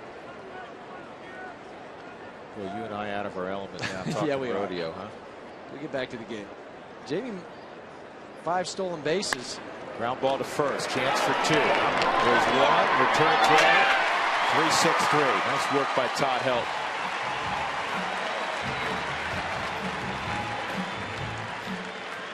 Todd comes off the bag. He gets himself squared back up to home plate. And then shuffled his feet, got the ball out of his glove. Watch him shuffle his feet. That gives him in a good alignment towards second. Troy catches it, and then he can go either way. He could go to the inside or he could go to the outside. All the runner can do is go to the bag because he doesn't know which way you're going. Andre Ethier takes ball 1. Ethier fly ball to left and a strikeout. Again, when he froze Ethier for the 2nd out last inning, nobody had scored. You had 1st and 3rd with Kemp coming up, and you think, well, Kemp's going great. You have a chance to get out of this. Smith will make the catch, and it turns into a 1-2-3 inning despite the hit by Carroll. Rockies need to get after De La Rosa. They trail by 2 runs.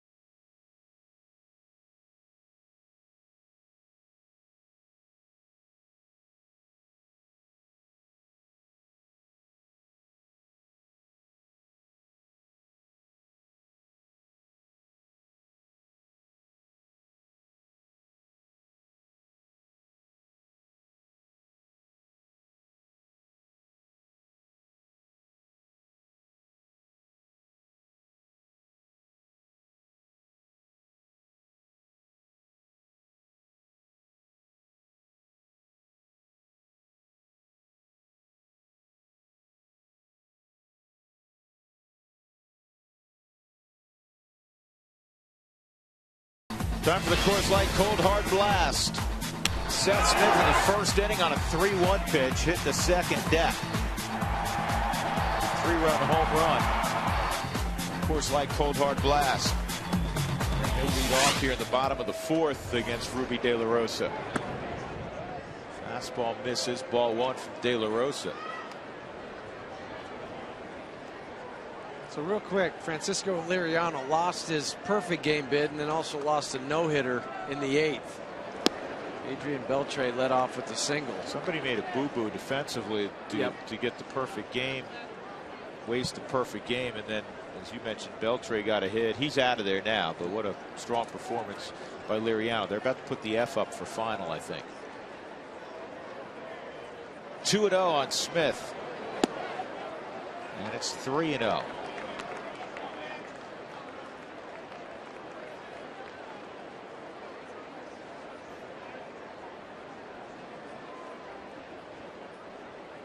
Only game in the big leagues that is yet to start, the Giants and Reds.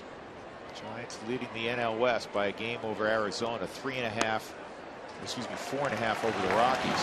So a leadoff 4-pitch walk to Smith. And that'll bring up Ty Wigginton. Tonight's save of the week, or today's save of the week, is brought to you by the region's Touchstone Energy Cooperative. So you remind you to turn down the water heater and stop burning money. Visit togetherwesave.com. Houston Street. That was Thursday night for Houston. Got a couple of saves in this series. 19 for the season. Ty Wigginton caught looking his first time up.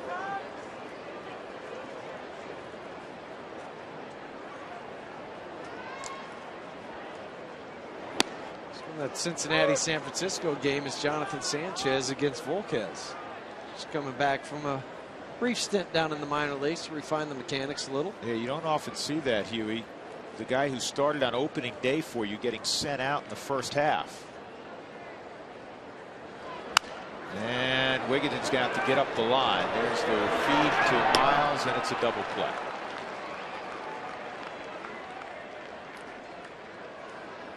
So 2 are gone, and Charlie Blackmon will come up.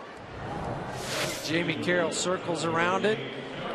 Throws a ball right at Aaron Miles where he can handle it even with the base runner Seth Smith right on top of him. Get the ball off. Get your cleats out of the ground.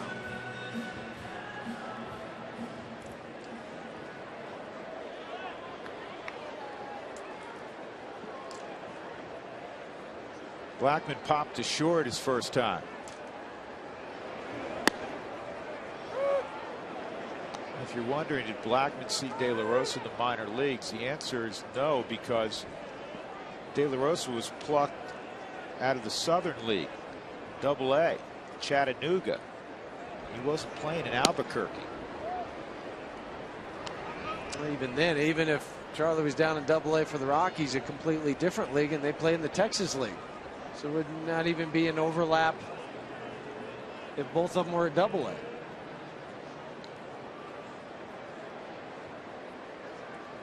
Here's the 1-1. Dropped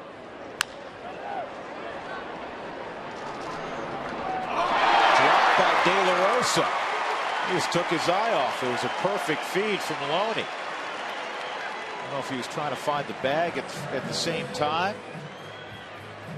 Probably what occurred. So Blackmon ends up reaching. And remember, these guys have not worked together since spring training, but nothing else that James Loney could do but feed it right to the glove of De La Rosa. He just whiffed on it. I mean, this is about as easy as it gets. Charlie Blackmon hustling the whole way. That's why I always tell, now he couldn't do it in that instance, but that's why I always tell first baseman, take the ball to the bag whenever you can. How many times do we see that, just a little lazy flip to the pitcher? Well, you never know. That guy's running, he drops it, prolongs an inning. Always make the simplest play available. And keep him out of the equation if possible.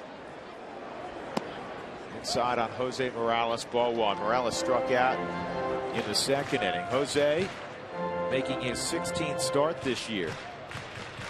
And the Rockies have been successful in Morales starts, 9-6.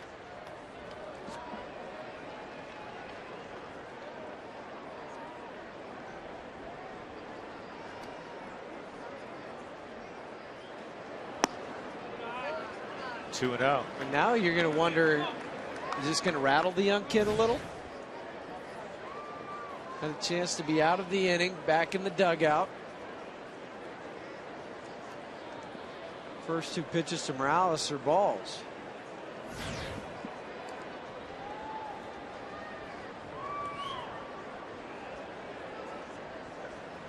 There goes Blackman, and the throw to second is high and away, and that's the second stolen base. He got picked off by Ted Lilly yesterday, but he beat the throw from Loney to D. Gordon yesterday. So Blackman with his second career stolen base.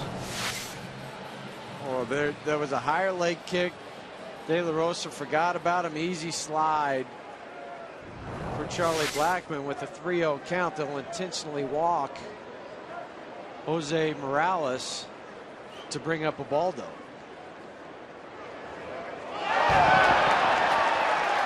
Well, hold on a second. This is not a foregone conclusion. Fortunately for De La Rosa, that was ball 3 or ball 4. So he had to throw a couple more. Who knows? Because that was out of Major League, the movie. Might be the worst throw I have seen on an intentional walk. Now, I've seen some guys on an intentional walk throw it too close to the plate and a guy get a hit, but that wasn't. I haven't seen that in a while. Yeah. And I don't know if I've seen one with you that bad. So it's an intentional walk and a wild pitch, allowing Blackman to go to third.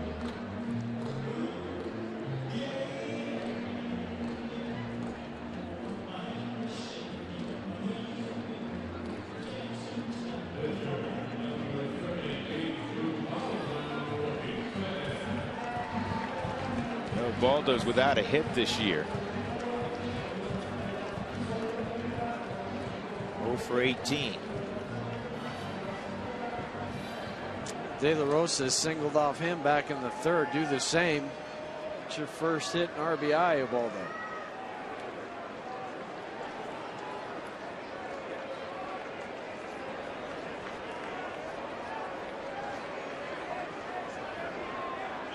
Miles on the outfield grass, trying to get as much range as he can. Kind of an unusual alignment.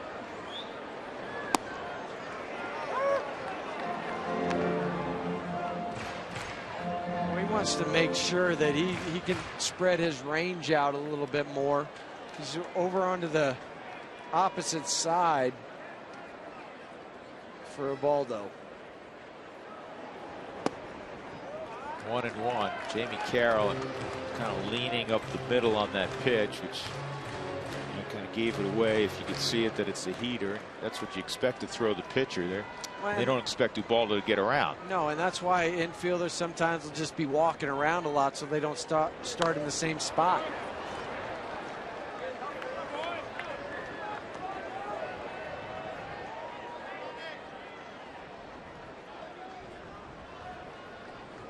The first 5,000 kids on June 19th will receive a Troy Tulowitzki Youth replica jersey courtesy of Remax.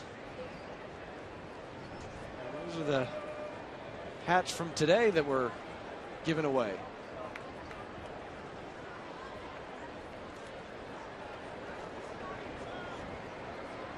I wouldn't be adverse to trying to run Morales.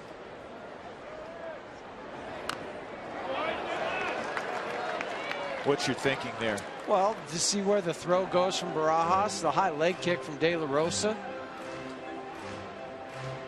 where the infielders are. Throw goes all the way through. Blackman with his speed could steal a run. If he stops, if he stops, he gets then a run down. you have to read it. Yeah, the thing for me though, the reason I know what you're thinking. Yeah, you got the picture up. Yeah, you don't want him leading off. But just notice how high De La Rosa's leg kick is.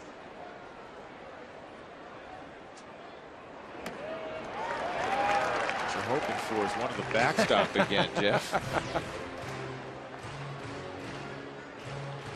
So he went slider there, and if I'm Rod Barajas, I'm saying, all right, that's enough. It's got to be number one. It's got to be the express right here, because I'm afraid he may throw one to the backstop if it's anything else. Yeah, you threw Troy Tulowitzki 100-mile-an-hour fastball. Throw the number one. He missed with the 99-mile-an-hour fastball. I don't know if Ubaldo saw it or not, but it was just low. 3-2, and Morales will be moving here. And James Loney will play behind him. Oh, wow.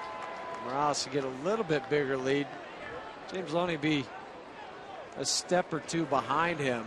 And then as soon as he starts his delivery home, he'll back up. Let's jump the pitch count to 70. Strike three. De La Rosa freezes Jimenez. 2 left on. 5-3 LA as we go to the 5th. Kemp, Loney, and Uribe.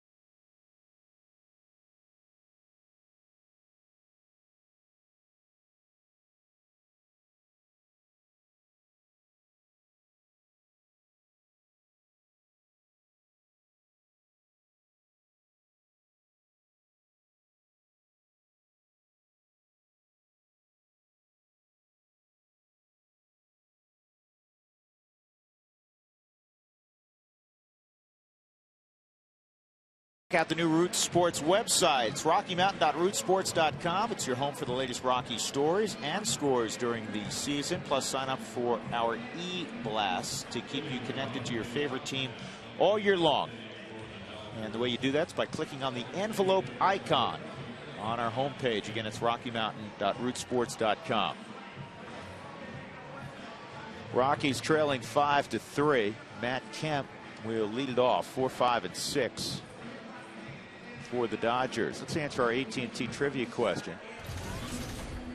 Dodgers have had only one player in their time in LA, more than 50 years now, that has led the league in home runs. We mention it because Matt Kemp is leading the National League in home runs with 19. Is it Piazza? No, it's Beltre.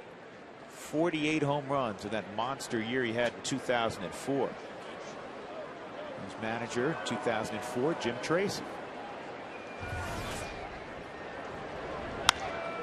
High fly ball center field, well hit by Kemp, and he has left the yard again.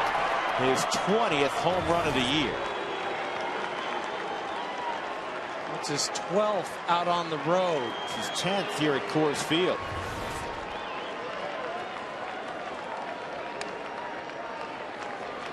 And to me, see, this is where, again, you go back, we've talked about it all year. Jimenez is a little perplexing. That's a 92-mile-an-hour, looks like a get-it-over fastball, a get-ahead fastball. You can't do that with this kind of guy at the plate. Without movement as well. I mean, there was no doubt about that when it left the bat. It just kept going. Big, strong guy like Matt Kemp. And Loney has done a week's worth of damage in this game. A single and a grand slam. And to kind of follow up that thought on yours, Drew, that next pitch to James Loney was a 91-mile-an-hour fastball.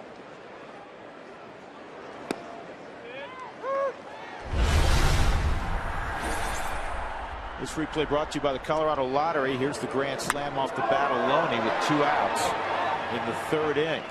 2 people will become millionaires in the July 1st bonus millionaire raffle drawing. Buy your tickets today. It's ColoradoLottery.com.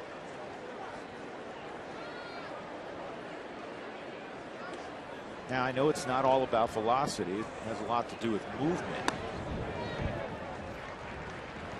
But Ubaldo, and now you're talking about, 13 starts into the season, doesn't average what he's three miles an hour down on his average fastball from a year ago. Where it was 95.1. It was 96.1. Or 96, excuse me, 96.1, which was best in baseball. Last 2 years, that's what he sat on, right at 96.1, and this year it's right at 93. And George, Huey, and you've made this point, it's not just the fastball. Then the slider, instead of coming in at 87 or so, the slider's, been 84. And not as much depth or break or late movement on it. The split's not quite as hard. It's more of a tumbler than a straight hard down one like falling off the edge of a table.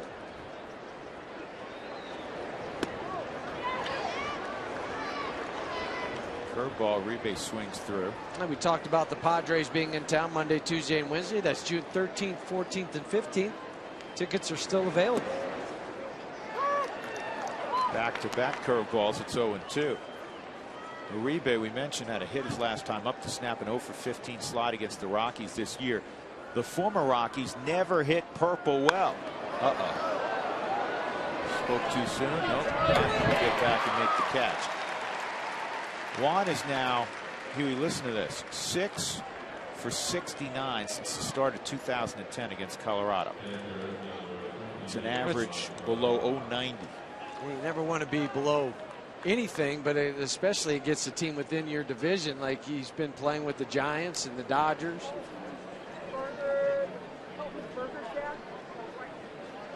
Six, 3. LA. Rockies have been out hit 8-3. All right, I've got a Toyota topic. For next inning, what do you have? Yeah. Well, your favorite giveaway. Oh, yeah. Today's hat. We talked about, we had the Carlos Gonzalez bobblehead. What do you like? The cooler bags? I got to think about this. Towels? From my childhood, I don't know if any teams do this anymore, but batting helmet day, that was my favorite. I remember the miniature bat day. Remember that one? Yeah. I remember the miniature bat day in the Bronx. That didn't go over too well. That's why they stopped it. They had to cancel that promotion. No more. Yankee Stadium, Philadelphia. Not the a good best idea. So your favorite giveaway at a ballpark, favorite promotion. This ball's hit a ton to center field. Margot ran into the wall. It's a home run for Barajas.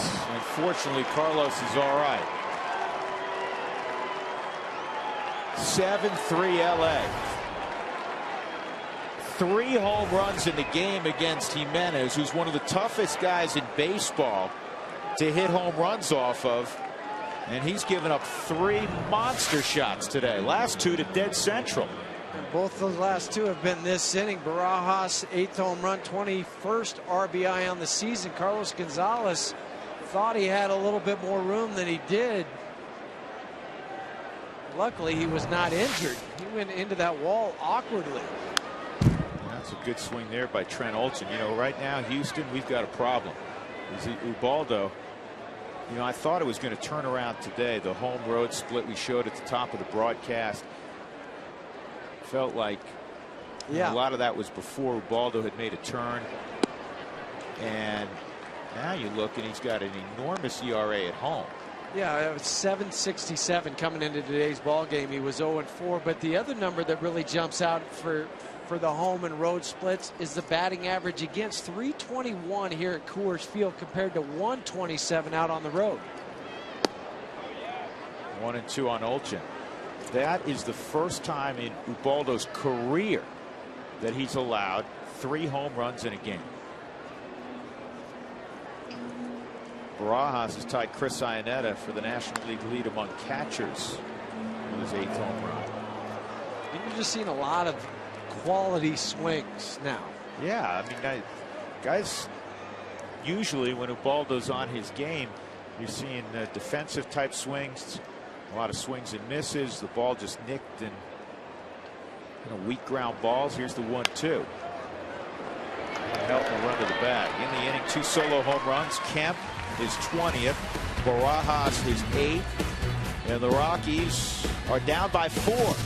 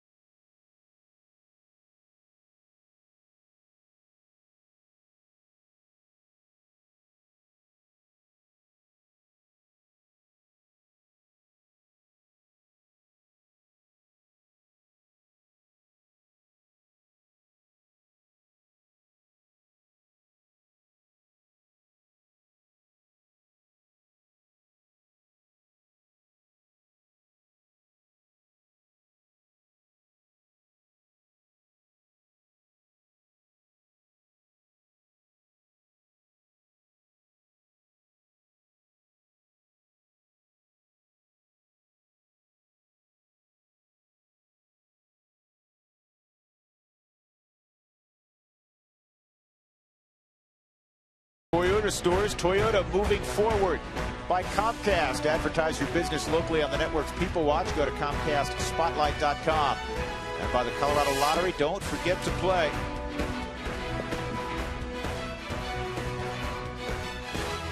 Great shot at the Mile High City. Carlos Gonzalez with the Rockies trailing 7-3. This replay brought to you by the Colorado Lottery. Fargo's first time up, a double to deep left center. His next time up, he ropes a single to right. And this ball's pulled down the line, foul. It's 1-1. Hey, 2 people will become millionaires in the July 1st bonus millionaire raffle drawing. Buy your tickets today, ColoradoLottery.com. Well, it's not like it should be shocking to the LA Dodgers. In 9 games, he's hitting .484 against them.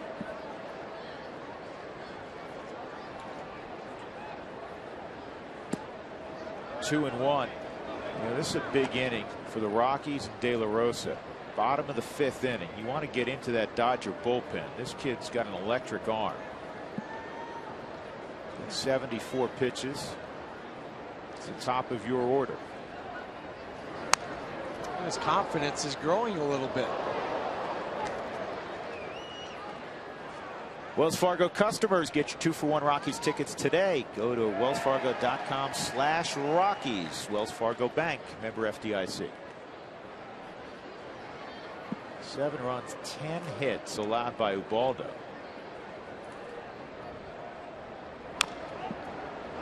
The Cardinals got 12 hits off of Ubaldo in his last start here at Coors Field. That's the most hits he's given up in his career. So now, in his next home start, he's given up more home runs than he's ever given up in a game. And you know what? There's nobody warming because the bullpen's thinned out. Ubaldo's going to have to put up a couple zeros, or at least one more. Trying to get the Rockies offense going here. And this ball is to left field. Olchin makes the catch, 1 out. First time that Cargo's been retired today. At the top of the lineup also for Jim Tracy. So it's Ubaldo's. He's got to figure out a way to get through at least another inning or two, unless the offense would come alive and have a chance to pinch hit for him to get back into the game. Johnny Herrera, 1 for his last 21 at the plate. Takes ball 1. Fans, if you'd like to receive text message alerts when the Rockies do score 7 or more runs for the Rockies Taco Special, text the keyword taco to 720-720 for your Rockies Taco Special. Weekly hit to short. Carroll quickly out of his glove, 2 outs. You want to have a fielding clinic, just watch the way that Jamie fielded that ball. I'll take us through it. Well, he just circled it a little bit, worked underneath it, brought the ball right to his chest, shuffled his feet, got rid of it in one motion.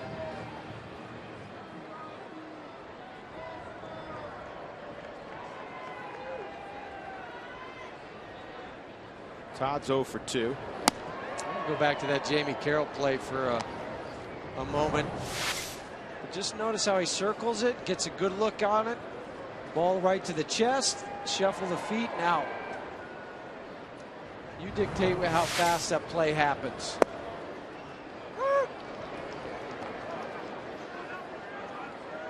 One and one on Helton, who's hitting .350 so far this year against the NL West. 5 home runs, 20. It was 28 RBIs. And that's off the end of the bat. Shallow fly ball. Kemp coming hard. We'll get there. De La Rosa with his second 1-2-3 inning of the game. We go to the 6th inning, and the Dodgers leading 7-3.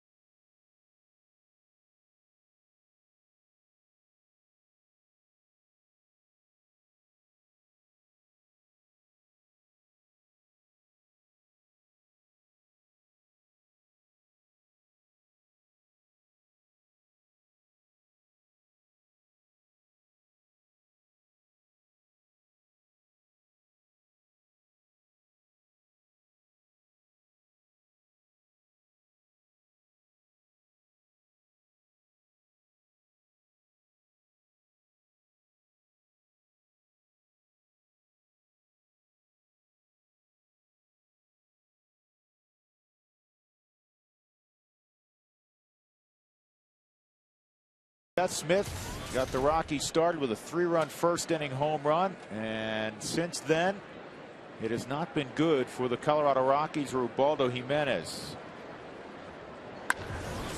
De La Rosa leads off, and he hits this ball a long way to center field. Cargo gets back and makes the catch. Jimenez stuff not fooling the Dodgers today. His fastball's been very, very average, and obviously hasn't had particularly good movement. 1 out, and Jamie Carroll will come up. So Toyota Talk inning. Dollar hot dog day. All the replica rings.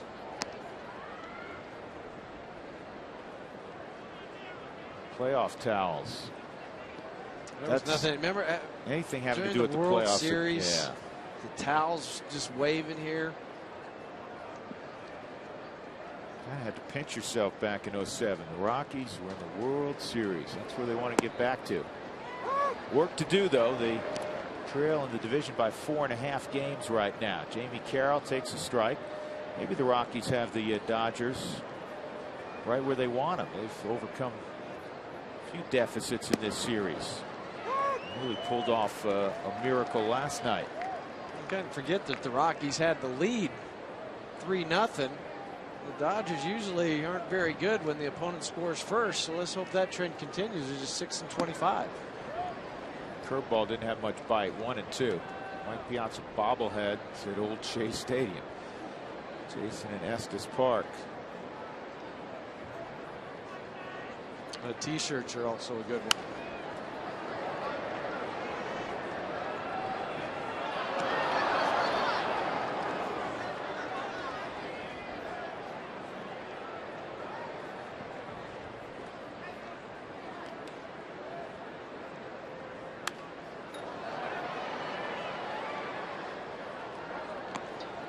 Stays 1-2 on Jamie Carroll. Jamie in the final year of a 2-year deal. I'm sure somebody will ante up again for his services. Absolutely. You're talking about a guy who's hitting .314. There's no drop off on his defense, whether it's at third base, second base, shortstop. Sometimes you'll see guys that that can't play shortstop, but they can play second or third. But that's what makes him more valuable than the next guy, because you could run him out to shortstop for 30 straight games. He had an injury.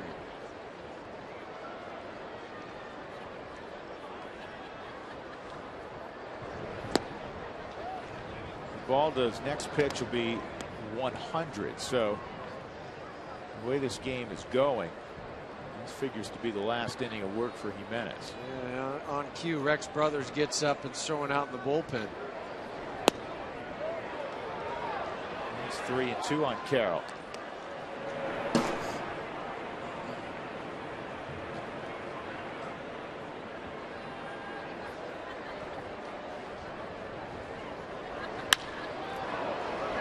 Bullet off the bat of Carroll.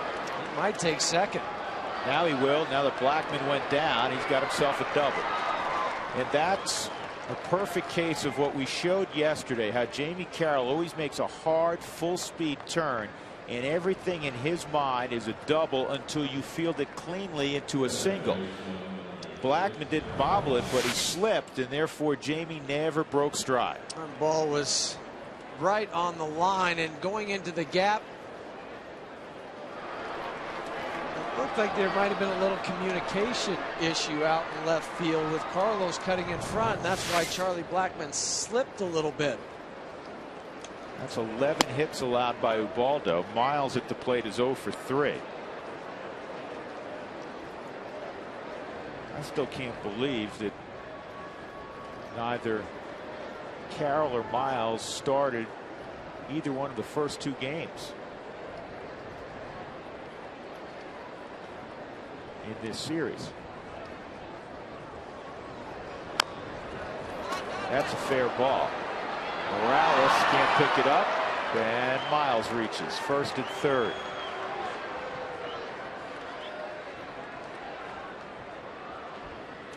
See how that one scored. They might have to give him a hit. They might, just from the location, but that's a play that needs to be made. A swinging bunt, you have Miles. It's not like you have D. Gordon or Tony Gwynn Jr. running, but it is ruled an error for a 3rd error on the season for Morales. His head starts to look at first base before he fields the baseball. We had a shot last night of Chris on a bunt where he went in. When a ball is on the ground, you think about pushing the ball down into the ground, and that allows you to get the grip on it. Well, there was no pushing of the ball into the ground by Morales. He tried to grab it with just 2 fingers and make the throw. This is now keep the club within striking distance. Jim Tracy's seen enough. He's going to go and get Jimenez. You got 1 out. You got the left-hander warm. Ethier is coming up. And obviously looking to get more than 2 outs from Brothers. He's going to bring Nelson into the game, and Johnny Herrera is going to come out. Herrera is the second out in the 5th inning. So the pitcher spot will now be in the 2-hole if you keep a book at home. And Chris Nelson will go into the 9-hole. 7-3. Back in a moment.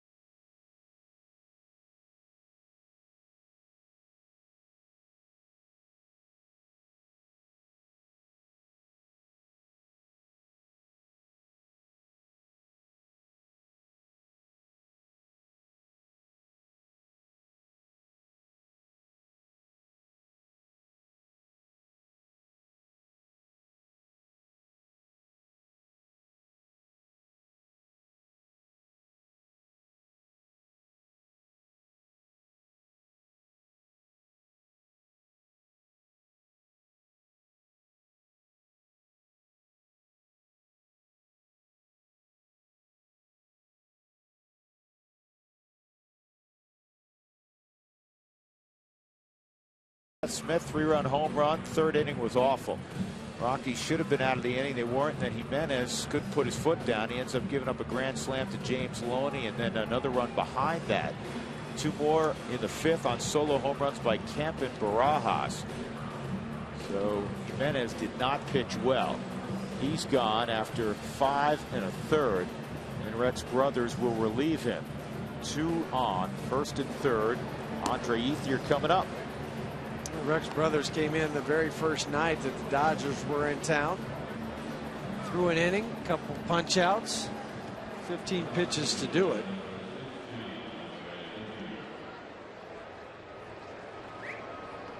We talked about already in the broadcast the bullpens of both ball clubs. Brothers is going to be asked to get the next 2 outs in this inning and at least start the 7th. Ethier tardy on a 94-mile-an-hour fastball. Jim Tracy really loves this kid.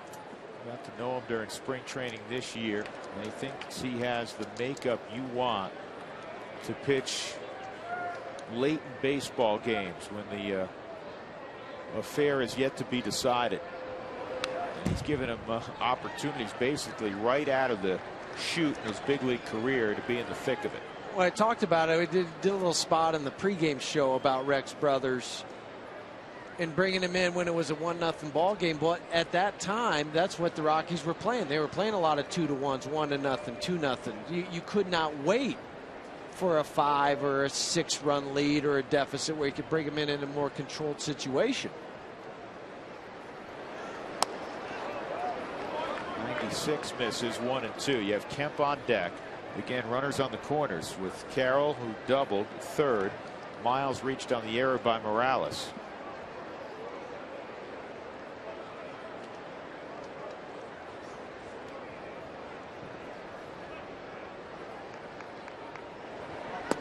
And Ethier is gone. 2 outs. But now you've got an interesting choice, Drew. There's 2 outs, 1st and 2nd. Do you walk Kemp to get to James Loney to go left on left? But you know what? You're down by 4 runs right now. You want this kid to be able to handle the best righties in the business, because there may be times in the not too distant future where you don't have that option. Go right after him. I would put him on. Yeah, they're going to put him on. So much for my theory. But you know what? But Jim Tracy's going, it's not just Matt Kemp, it's Matt Kemp who's hitting 500 in June. Exactly. And the other thing is, you're already down by 4. It's not like you're putting the winning run on base. So go ahead and walk him. I want left on left because I just saw what he did to Andre Ethier.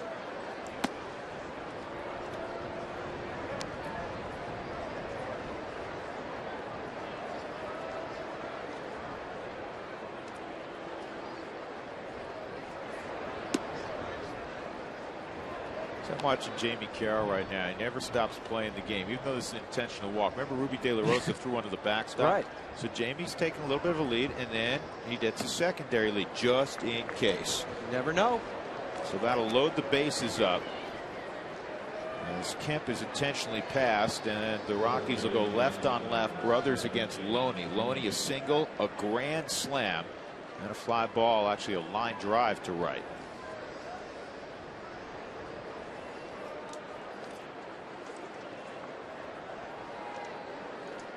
Loney hitting 167 against left-handers this year. Just 9 for 54. 3 of his 4 home runs now this year have come against the Rockies. It's kind of true to form for Loney. He's always killed the Rockies, going back to that 9 RBI day in September of '06. Ball 1. Somebody said they'd like a Drew Goodman bobblehead giveaway. Well, you're going to have to wait for a while. I'd like to see that one. I wouldn't. 1-0. 1-1.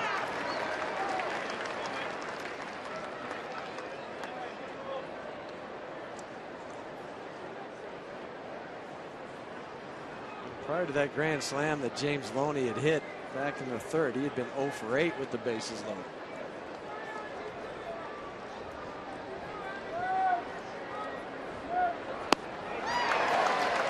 One and 2.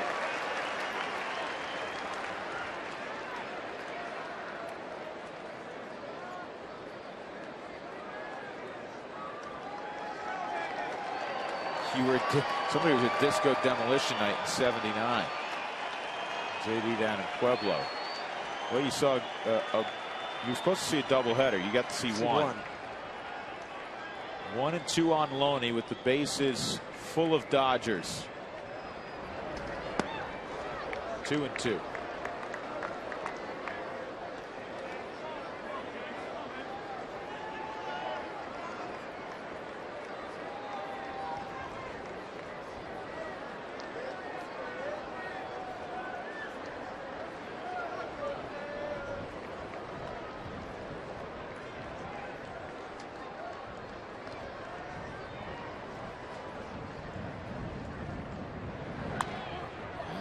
Fouls off another 96-mile-an-hour bullet.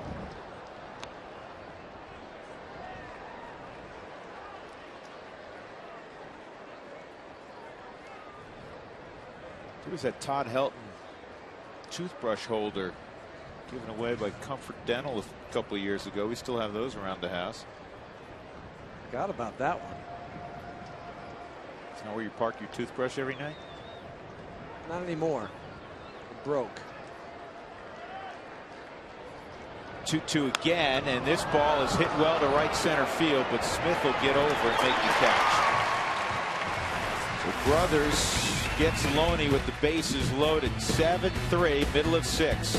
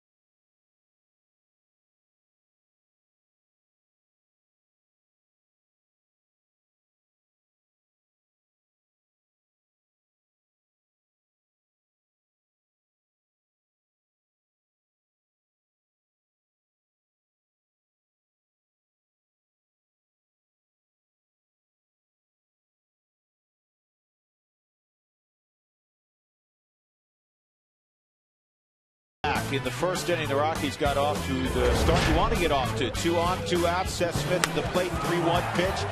And Ruby De La Rosa didn't want to watch. He went into the second deck, and the Rockies were up 3-0. That turned quickly in the third inning. Bases loaded. James Loney, grand slam. Ubaldo Jimenez.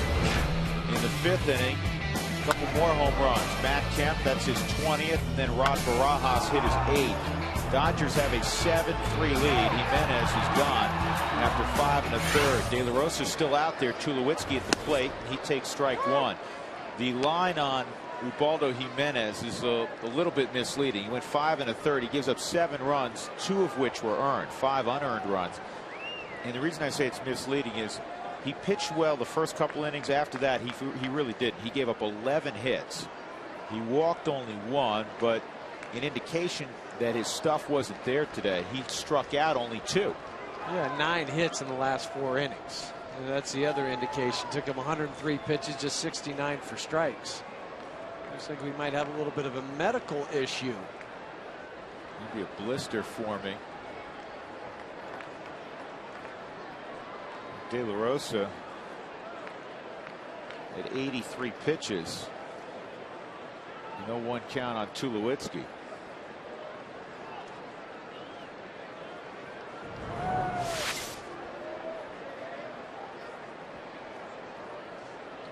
Watch here. He looks at his hand after he delivered that pitch. Looks like he's either a finger or a thumb.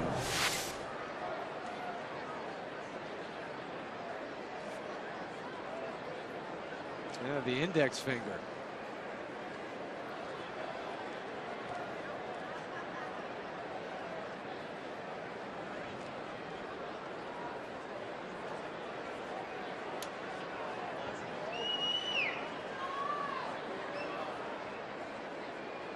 Rick Honeycutt just gave the signal to Don Mattingly that he's done.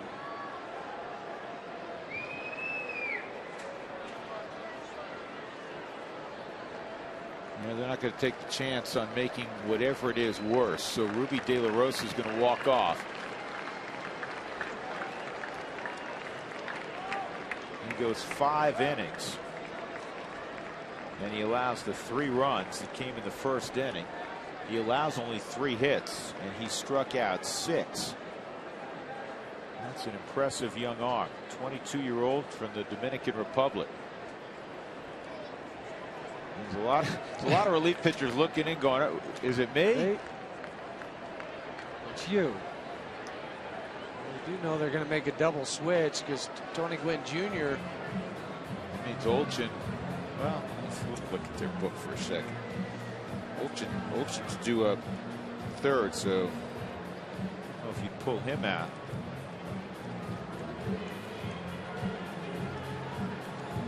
We will have it figured out by the time we come back. We have a couple-minute break here. 7-3 LA.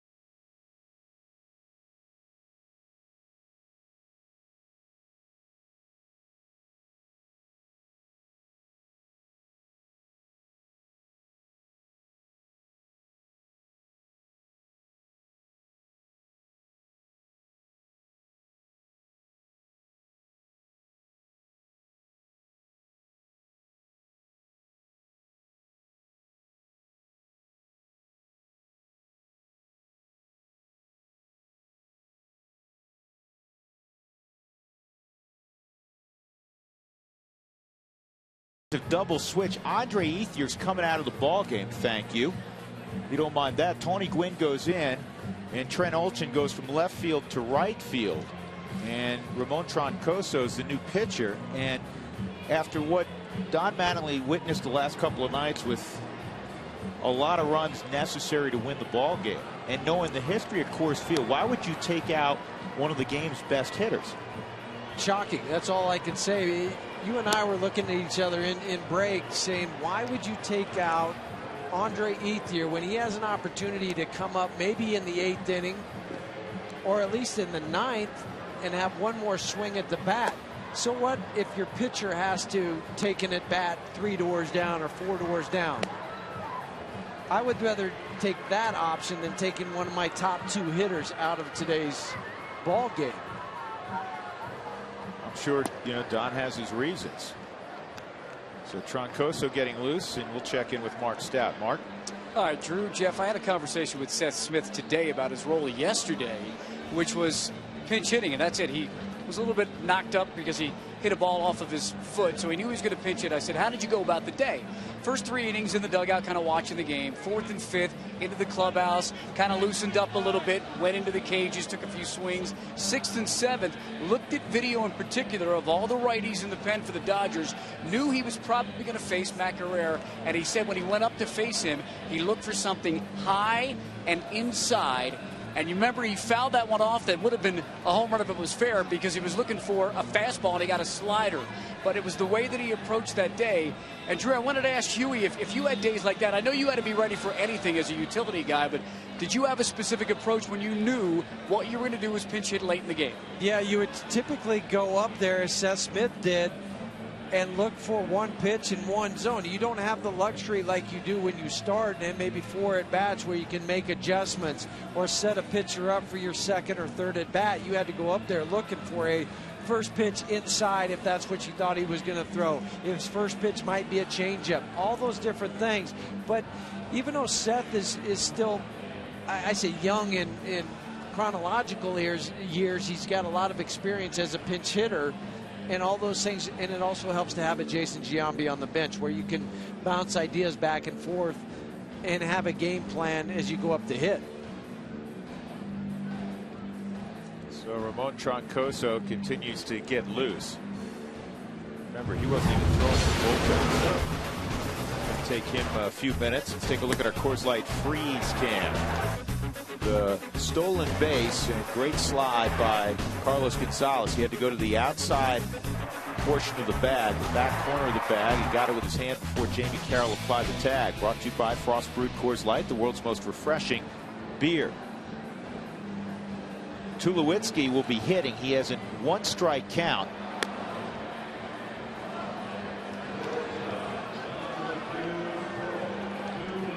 Troncoso nods, he's ready. So it's an 0-1 count on Tulo.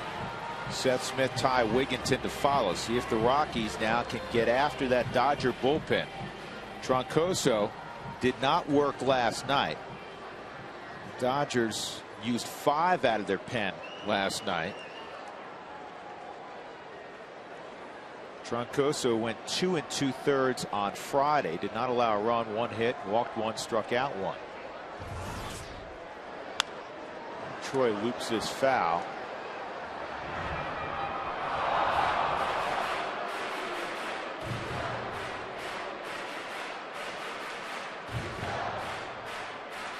Rockies have been held to 3 hits.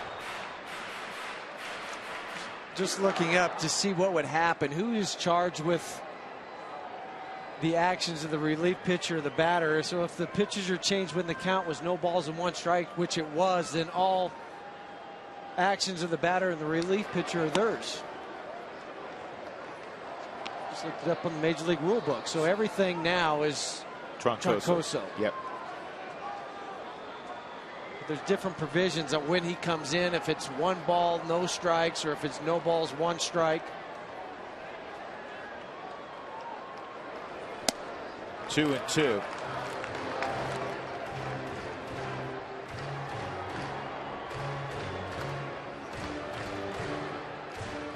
The Rockies have a lot of confidence offensively, and I'm sure they're glad that Ruby De La Rosa is not in there.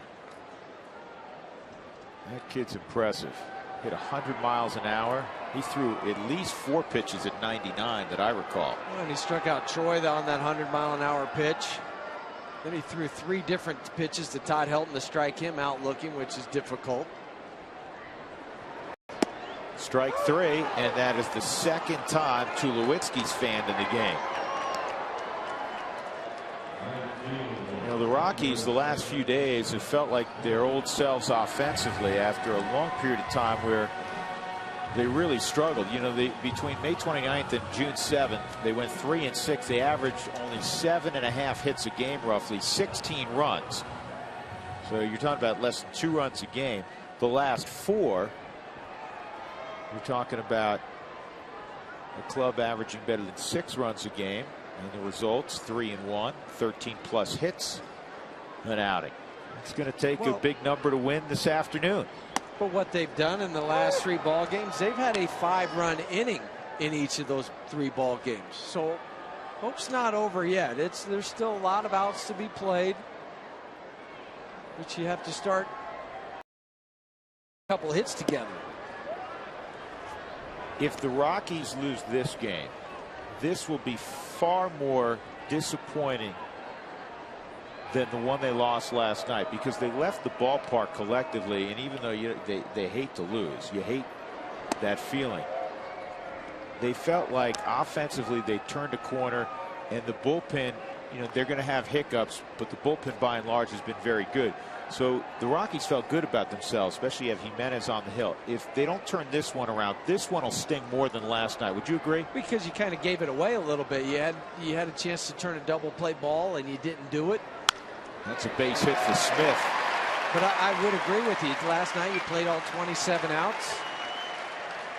Well, we've talked about the Dodgers pen and their struggles, and those guys down in the dugout right now, they're still thinking, oh, well, it's not going to be that hard to mount a little rally against these guys. I'll tell you, the guy, again, from up here that you don't want to see from the Dodgers bullpen, that's Blake Hawksworth.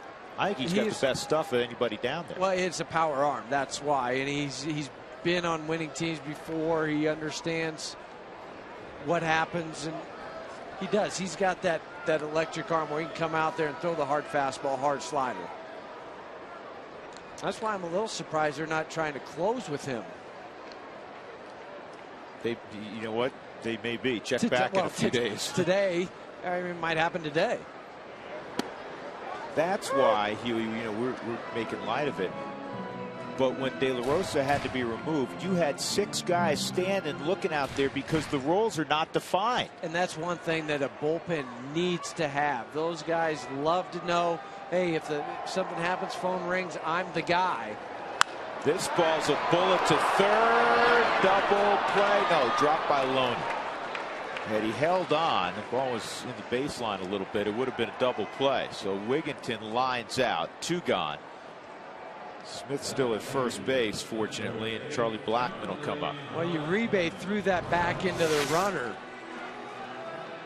On the line to Uribe, he throws it all the way across the diamond, but James Loney had to stretch and try to reach it. And Seth Smith went back feet first. If he goes sliding back, that would allow James Loney to reach for that ball and make the catch. But since he went standing up, he couldn't get around the body. Blackmon reached on an error and stole the bases last time up. And an easy play for Uribe. In the 6th inning, Troncoso gives up a hit, nothing else. We'll go to the 7th, starting to get late. The Dodgers up 7-3.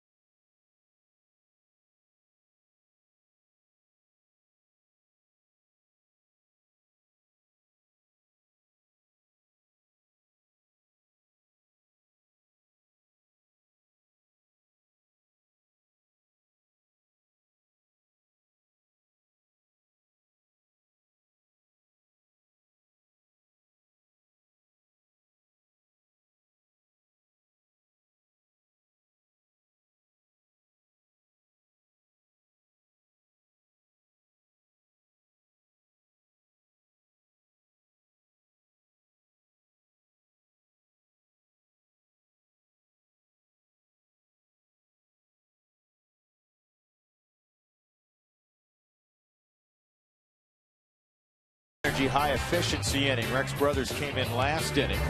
He needed to get a couple of outs, and he was able to do that. He struck out Andre Ethier. A feeble swing by Ethier. After intentionally walking Matt Kemp, he got James Loney to hit the ball in the air to right field. That's brought to you by Excel Energy. Learn about energy efficiency and how to save energy and money in your home by visiting responsiblebynature.com. Brothers will continue on. Juan Uribe, Rod Barajas, Trent Olchin scheduled for LA. 7-3 Dodgers. They've out-hit the Rockies 11-4, trying to earn a series sweep in this 4-game set. Split. Did I say sweep? Split. Series split. Uribe in at third today. Casey Blake out of the starting lineup the last couple of days. He has a stiff neck, though you wouldn't have known that on that 3-run double he hit yesterday. Well, the other thing, the Dodgers have the luxury of putting a guy like Aaron Miles into the lineup. Jamie Carroll. Juan Uribe's playing third today. On the ground to first. Nice coordination between Helton and Brothers.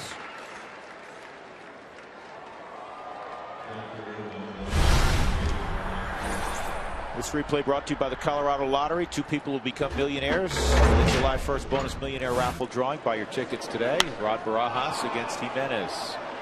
And Ubaldo sensed that it would be ugly. That ball over the wall in center despite the effort of Carlos Gonzalez. 8th home run for Barajas. Kemp had hit one earlier in the inning. Loney a grand slam earlier in the game. 3 home runs allowed by Jimenez, the most in his career.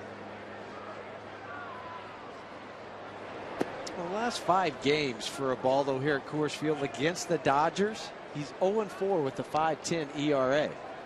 The last win was back on July 22nd, 2008. Really? 3 years. Yep.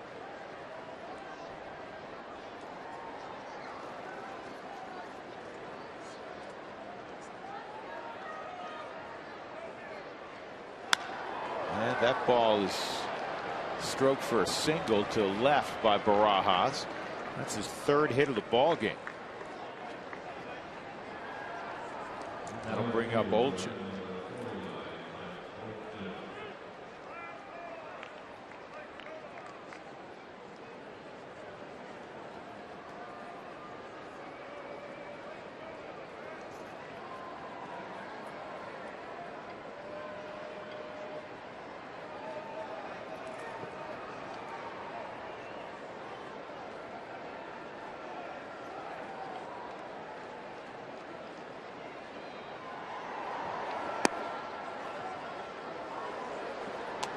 Win 2 tickets to Toby Keith. Also tickets to the rodeo up at Cheyenne Frontier Days. Text Toby followed by a space in your name to 720-720. We're going to be on the road during Cheyenne Frontier Days this year. Yeah, that's a bummer. I was hoping for an off day. Sneak up there. See Darius Rucker or Toby Keith. Zach Brown Band. Going to be either in Arizona, LA, or San Diego during that. Your family will be up there, though, right? Yeah. Sure, they'll have a really good time. They will. They will. But you and I will have a great time wherever we are. Wherever you know going. what? We'll put on our Sheryl Crow CD and we'll have a cold one. 2-0 on Olchin. 3-0. It's a little different situation for Brothers in that he's typically been a 1-inning guy. Now being asked to get multiple outs. And sometimes even just a 1-hitter guy. But where you come in, you get the last couple outs of the inning before, go sit down, come back out for the next inning. Tony Gwynn is on deck. Gwynn came into the ball game in the double switch last inning after the injury to De La Rosa.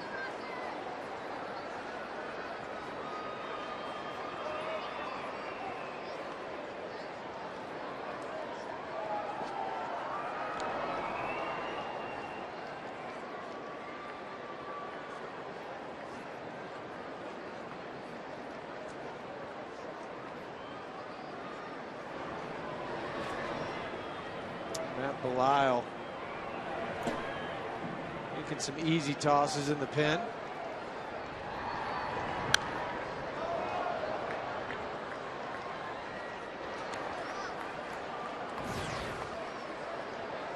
Reading something interesting in one of Bill James's books that came. This one came out in 2005. The first time there were at least 5 players from different countries in the big league. So now there was influence from that country now at the big league level, not just 1 or 2. Ball 4. Olchin walks. He's from Australia. It was the early 90s, the first time there were 5 Aussies in the big leagues. Dave Nielsen. Yeah, Dave Nielsen. And then didn't Dave Nielsen leave when he still had career left to play at the big league level? He went back down to Australia. Was it to play for Team Australia? I can't remember what the or coach or manager, do something down there with Australian baseball.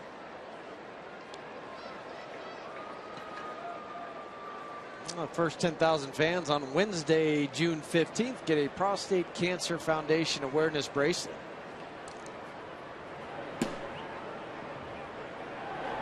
The way Jim Tracy had this set up, he didn't want to go to Belisle here. You had Uribe, Barajas, and then 2 left-handed bats if you had to face more than 3. Made it natural for Brothers. See if he can get the job done. He's got Gwynn with Jamie Carroll on deck. I don't know if he'll face Carroll if he doesn't get Gwynn. I doubt he would, because you have Matt Belisle ready, so you would have right on right, and you also don't want Aaron Miles to hit right-handed where he's hitting .425. Got to throw strikes. Ball 1. So when was the first time you thought you think that there were 5 players? The Dominican Republic has had such a huge impact on Major League Baseball as we know it. Now, when do you think the first year was that there were 5 players from the Dominican in the big leagues? That's a strike. 5 players. And obviously it grew from that year forward. 1 ball, 1 strike. The 60s sometime. Yeah, I mean, you're right on. It was 1960.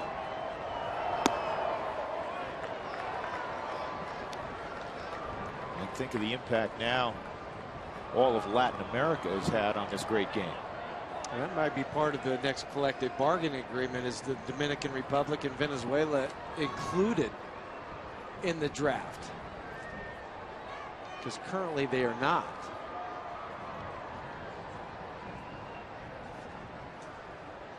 Two-1 to Gwynn, and this is going to be a problem. Now racing home and scoring the 8th run is Barajas. That's aggressive base running by the big kid. Barajas scoring all the way from second, and Gwynn, who bunted yesterday and crossed up the Rockies instead of a sac bunt, he kind of dragged the bunt, and he drags one there in a perfect location. And it's 8-3. Well, the execution of it, all you need to do is get it by the pitcher, then have the confusion who's going to be there, and then it's a foot race. Todd did not have the time to get it out of his glove. He flipped it to Rex Brothers, who started to peek for the bag. We saw it a little bit ago when Ruby De La Rosa did the same thing. And no hesitation by Barajas. Aggressive base running by Tim Wallach, the third base coach, with the ball trickling over into the foul territory. Yeah, the Rockies aren't pitching well, and they have 3 errors in the game. They just haven't handed out the error yet. It'll either be on Helton or on Brothers. Well, this has to be on Brothers, because he didn't catch it. It wasn't like it was a bad throw behind him. He was looking for the bag before he got there.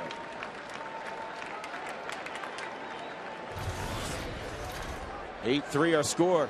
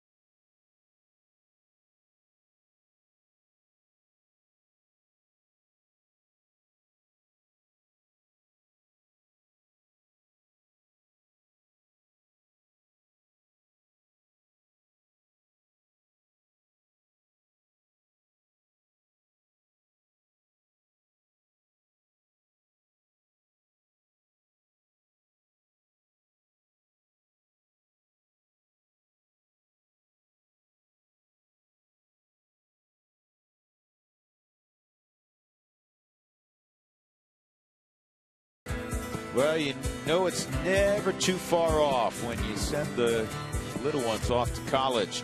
And the way to start accruing money and making it easier for you down the road is College Invest. Reach out to them at collegeinvest.org to open up an account. It takes a matter of minutes, and they have a variety of ways that you can save. collegeinvest.org. Jamie Carroll with runners at first and third to face Matt Belisle. Spilborghs is now in left field. Charlie Blackmon has come out. Spilborghs will hit in the pitcher's spot. Actually, one hit in the pitcher's spot. That's gone. This is the second double switch of the ball game. Let me correct that. Spilborghs will hit in the 2-hole.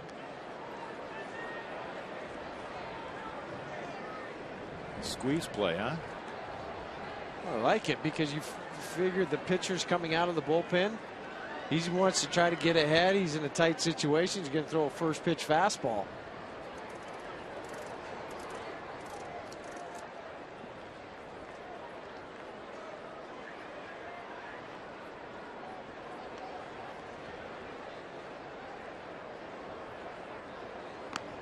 Boy, this Sunday had got off to a rousing start, and right now it's turned flat ugly. 3 errors by the Rockies. They have almost as many errors as hits. They have as many errors as runs. 3 runs, 4 hits, 3 errors. Smith, the 3-run homer.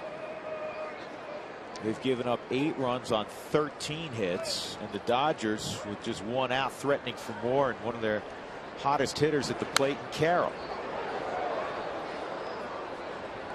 Comes down to execution. For me, I keep coming back to the word symmetry. In baseball, to win 90, 95 ball games, more often than not, you have to play winning baseball in all areas: pitching, offense, defense. You can't have one day and one the next day that it doesn't match up. Give yourself opportunities to get beat. There's another hit for Carroll, another RBI. 9-3. Jamie Carroll's amazing. I know I sound like his personal publicist, but this is a guy that knows exactly who he is as a player. 3 hits already today, but 4 hits last night, couple RBIs. Now hitting over 320. You're not going up there trying to hit home runs or big swings. Punch the ball to right field, center field, left field. And he owns the biggest RBI in the history of the Rockies franchise. And sac fly to Brian Giles in the play-in game in inning 13 against the Padres. First and second, Miles at the plate.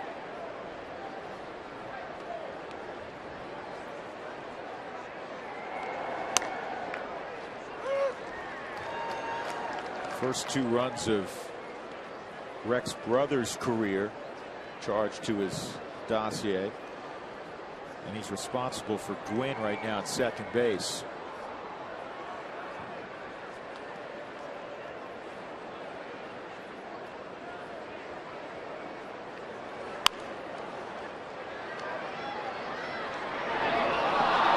That's on the transfer by Chris Nelson. The out at second's recorded.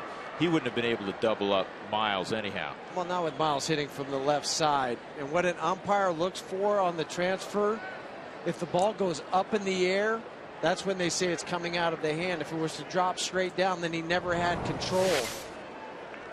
Notice where the ball goes. When he gets it, okay, there's the out. It's in the glove. Ball started to go up out of the hand, but he had complete control of it in his glove as he was still on the bag.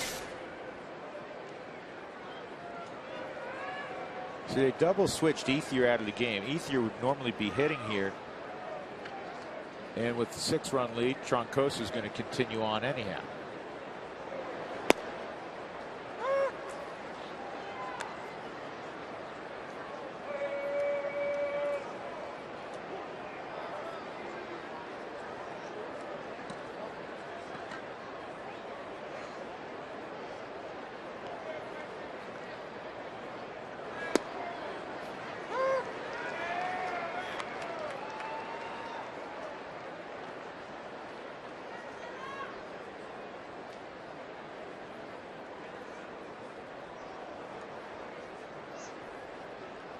0-2. And Troncoso, like a statue, watches 3 pitches. In the inning, a couple of runs for the Dodgers. And they now lead it 9-3. After trailing 3-0 early on. We'll stick around for a Sunday rendition of God Bless America from 20th and Blake. Enjoy, everybody. Fans, please rise as we honor our great country by the performance of God Bless America.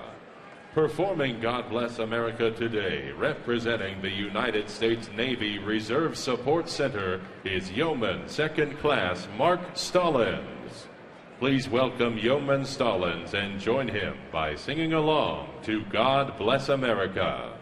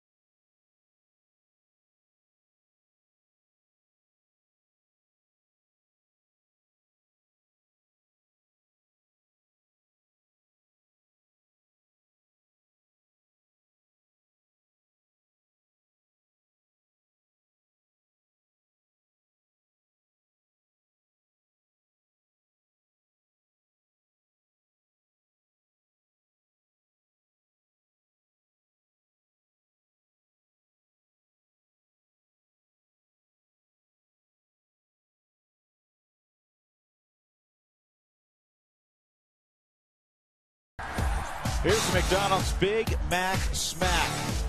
Seth Smith in the first inning against Ruby De La Rosa, 2 on, and the ball is in the seats. 3-run home run. Text McD to 720-720 and get a free Egg McMuffin or Big Mac with the purchase of any drink valid at participating McDonald's. I'm loving it. So the Rockies with 9 outs to work with offensively and a 6-run deficit, trying to do what they did last night. They produced a bunch of scoring opportunities late. They got 5 in the 8th last night, 1 in the 9th, and nearly more if not for a diving catch by Tony Gwynn. Jose Morales takes ball 1 from Troncoso.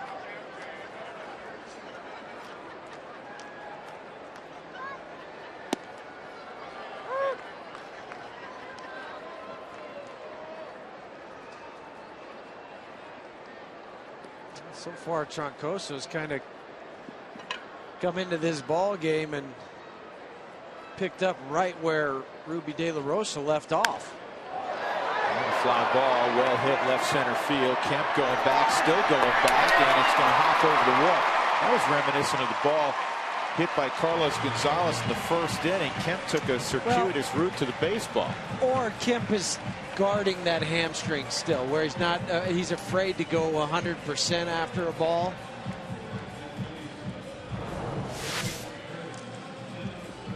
One of the furthest balls we've seen Morales hit to the opposite field. The sinker down and away. Drove it to the opposite field gap. Safe at second. Safe and secure, New York Life. Chris Nelson's first at bat. He came in the double switch. Maybe the first time. I know it's first time all year we've seen Jim Tracy with 2 double switches. He's not a guy that uses that unless he absolutely has to.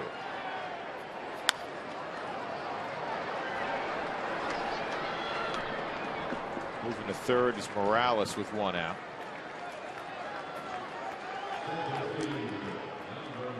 Early in the ball game, you say, hey, that's a real good play. You move the runner over. When you're down by 6 runs late, you're trying to drive the ball somewhere.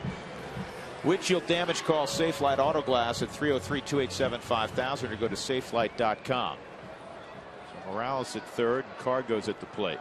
That's the kind of ground ball you'd hope Jonathan Herrera would have hit back in the 3rd inning with the leadoff single and then the stolen base by Carlos Gonzalez instead of the fly out to left.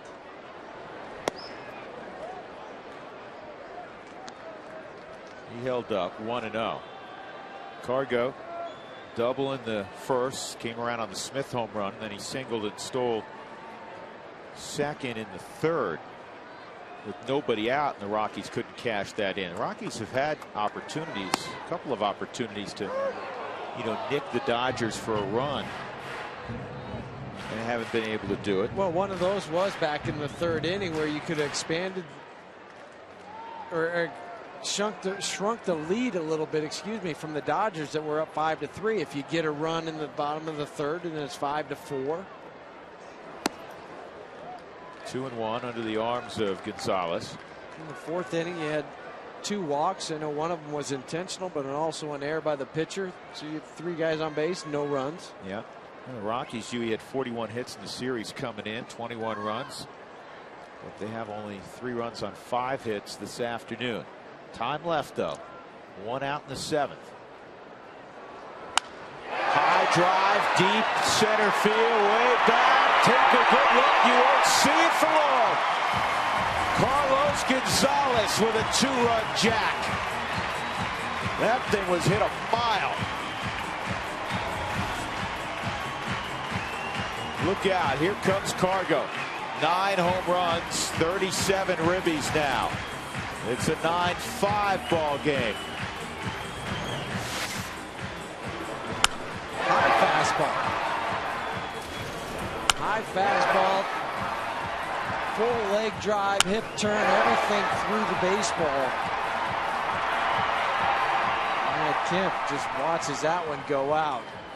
Great look from the Ultimo, how you get your hands up. They never drop down where you have a hitch. They just stayed there and then stayed through the ball. Ryan Spilborgh's ball 1. This is the first at bat for Spilborgh's. That's 12 hits now for Carlos Gonzalez in these 4 ball games, and he still has another at bat left.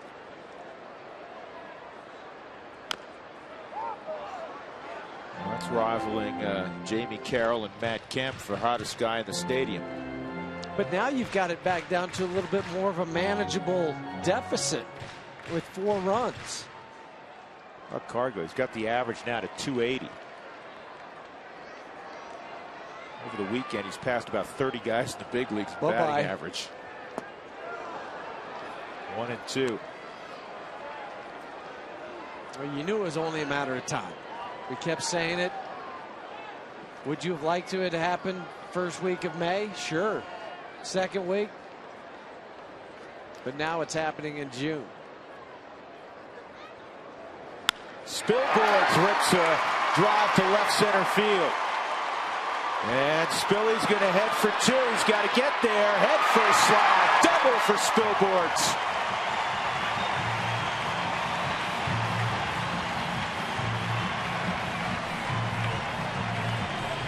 Great base running by Ryan Spilborghs. Hustling out of the box the whole way. Backup slider that didn't go away from Ryan but went into his wheelhouse. And with Tony Gwynn going over and sliding, Ryan digging for second. With the slide from Gwynn having to get up, spin, make the throw. That's a read, and that's all on Ryan Spilborghs.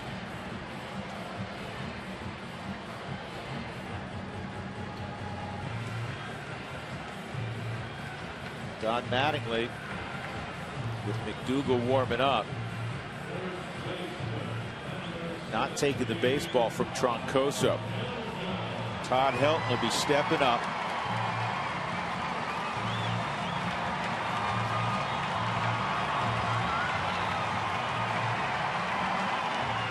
These last couple of days, it's been more ping pong than baseball.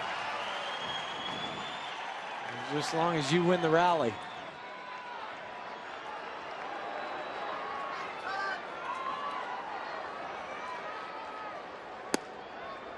Ball one on Todd. Fly ball left field called out on strikes, and a fly ball to center field this afternoon.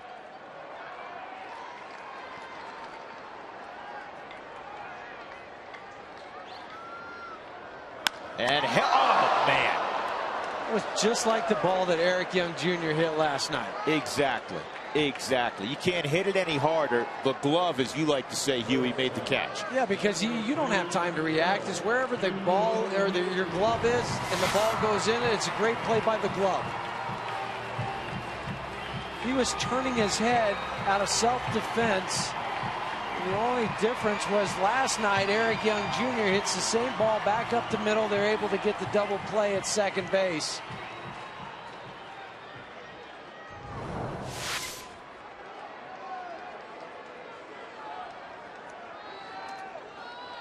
Tulowitzki with 2 outs. Man, that would have been another run, too.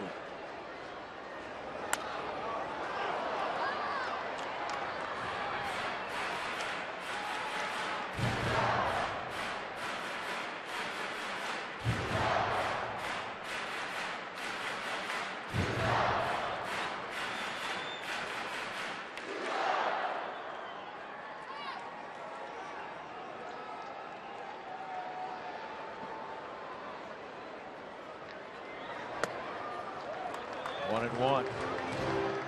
You're talking about a 9-6 game, 1 out, Helton's at first base.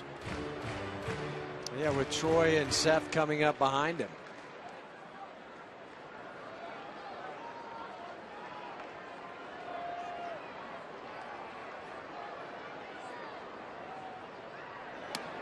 And this gets to the backstop. A pass ball on Barajas. Spilborghs to third.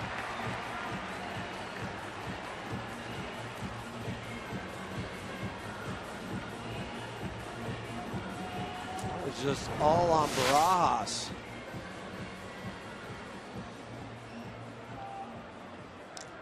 Off the top of his glove.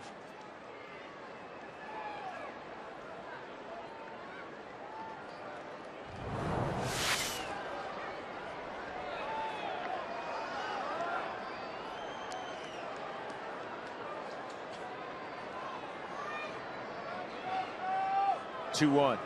High drive, left field. Tulowitzki's left the building. Make it 9-7. His 13th of the year. They will not say die. Now think about the play that Troncoso made on the swing of Todd Helton. But what a swing that Troy Tulowitzki took on that baseball. 45 RBIs on the season. No doubt about that. That was a fastball that they wanted inside. That's a mistake pitch. You can't throw inside about thigh high to Troy. But he made him pay, and that's what you do. And now Mattingly, maybe a couple hitters late, will take the baseball from Troncoso. Rockies right back in it. They put up a 4 spot here in the 7th inning. It's 9-7.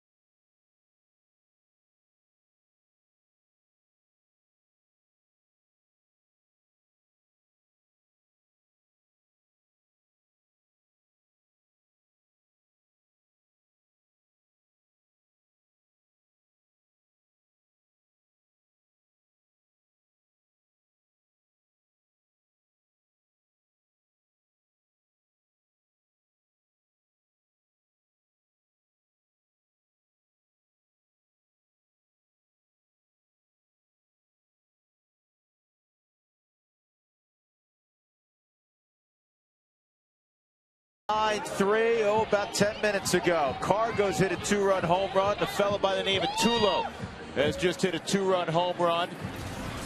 Tulowitzki with 12 ribbies in his last 5 games, and the Rockies are within a 2-run home run now of the Dodgers. Seth Smith will be the first to face Mike McDougal, the former Royals closer, who has good numbers this year. Guy that used to throw 99 to 100 miles an hour with that fastball was a closer for the Kansas City Royals a number of years ago. He was in the ball game on Thursday in the 7th inning. He faced Tulowitzki and he gave up a 2-run single. He then hit Wigginton and then walked Giambi with the bases loaded and was removed. That's his only appearance. Those 3 hitters, of which, as you just heard, he didn't retire any of them. That's his only appearance of the series. Smith's perfect today. 3-run home run, walk, single.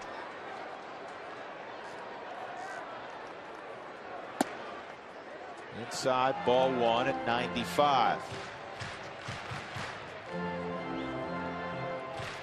The good thing with the guy that comes out of the bullpen throwing 95, well, you already had a guy that you faced today that threw 95 to 100 miles an hour, so it's not a big variance.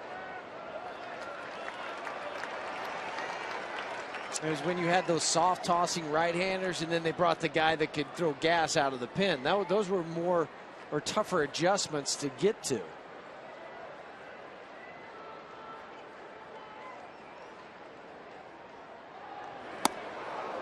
Two and one in this bullpen that's in disarray because of injuries for Don Mattingly.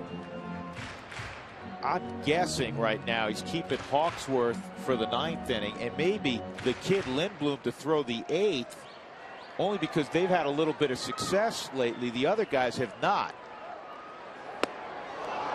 2-2. He does have Elbert up warming again. He's been in a couple ball games, has not pitched well. Last night's game didn't retire a batter. 2-2 on Smith. And McDougal strikes out Smith. That ends the 7th inning, but the Rockies have come alive. A pair of 2-run home runs. Carlos Gonzalez with his 9th. Troy Tulowitzki with his 13th. Never say die.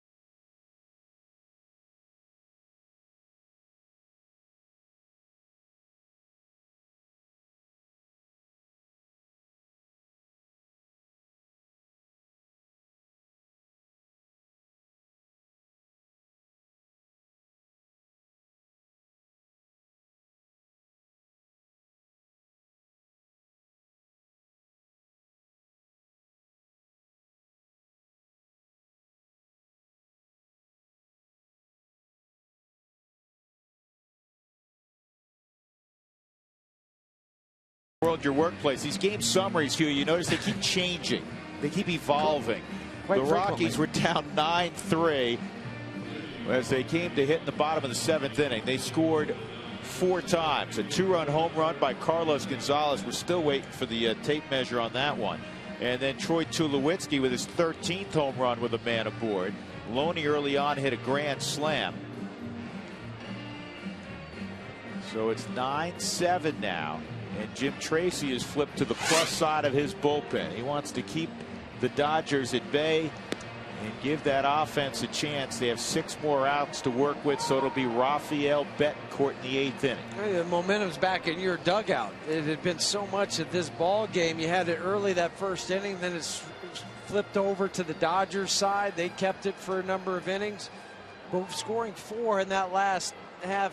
You're looking at a 9-7 or 7 deficit, just 2 runs. That's nothing in these days and age with the ball games the way they've been playing the last 3 days. I love the line by Jim Tracy last night. He reiterated it. It wasn't to take a shot at the Dodger bullpen, because Jim Tracy never does that. He has the utmost respect for the opposition. But anybody who was a Rockies fan, anybody who was watching that unfold, even if you were a Dodger fan, if the Rockies get a stop in the top of the 9th inning and it's 7-6, Dodgers coming to bat in the bottom of the 9th for the Rockies, he says, I don't have any doubt that we would have won that baseball game. It just was going in that direction. We've all seen it so many times in the past here at Coors Field. And both dugouts knew that too. You know it as an opposing team, even if you have the lead, where the momentum is. The home team, they had it. The Rockies had it last night. There was no doubt they would have won that game. 0-2 quickly on Matt Kemp. But here's what the Rockies did not do last night. They've scuffled out of the bullpen lately. They haven't put their foot down. Shutdown inning. They need it right now. They have momentum back on their side offensively. Betancourt's got to get that offense quickly to the dugout again. A couple of walks and a home run and 2 trips, official trips for Matt Kemp. He's got 20 bombs. Here's the 0-2. Struck him out. That's a big out right there. 94-mile-an-hour fastball from Betancourt. Excellent location. Right where Morales wants it, away. Kemp tardy on the swing, but enticing enough where it looks like it's a strike, but just off the zone. But you can do that when you're ahead in the count, 0-2.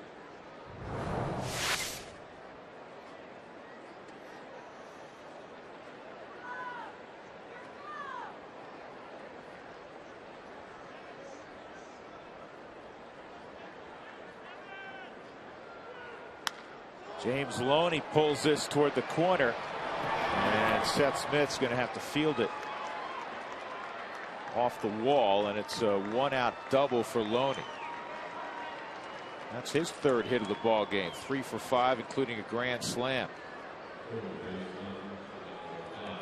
This copyrighted telecast is presented by authority of the Colorado Rockies. It may not be reproduced or retransmitted in any form, and the accounts and descriptions of this game may not be disseminated without the express written consent of the Colorado Rockies. 32,650 at Coors Field this afternoon. 1 out, Uribe at the plate. Juan is 2 for 4.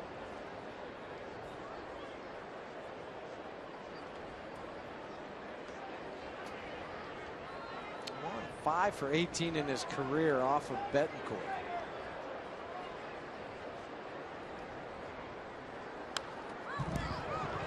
That's not where you want to miss. That was a slider in a bad location from Betancourt's standpoint, because Uribe is a middle-in hitter. Bad ball hitter at times that are left up. Bad balls that are down and away from him stands no chance. One of the rare times that Betancourt will throw a first pitch breaking pitch. 9 times out of 10, he's a fastball down and away. Beat me trying to go the other way.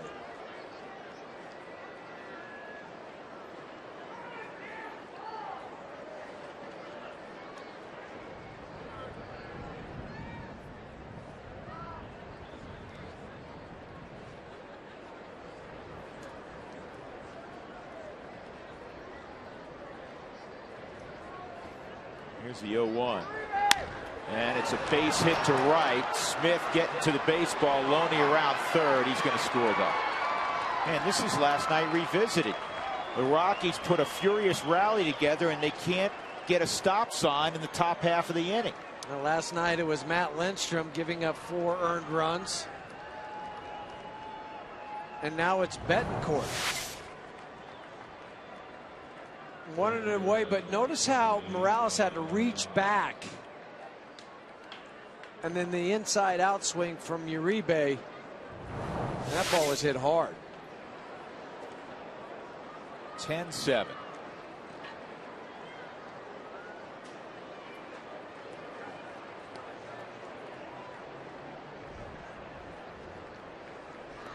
This is a replica of what we watched last night. It's going to come down to who can outscore who. Right now, the Dodgers lead at 10-7. The good thing is you have last at bats. Yeah, and Don Mattingly doesn't feel real comfortable with a 3-run lead in the 8th. If he was at Dodger Stadium, he may have his feet kicked up.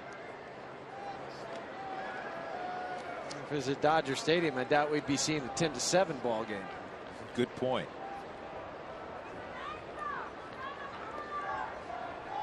Barajas has had a big day. Dodgers had 18 hits last night, a season high. They have 16 tonight. You can spin it any way you want, but that's not good pitching. This team has not been confused with the St. Louis Cardinals offensively this year. The Philadelphia Phillies, who struggle a little bit on offense, but at least on paper with the healthy Chase Utley.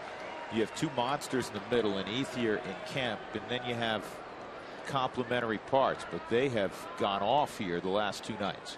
James Loney is one of those guys that's been underperforming, but he's come through. Barajas didn't start the first two nights. He played last night, swung the bat good last night, so Don Mattingly said, I'll run him back out there on a day game today.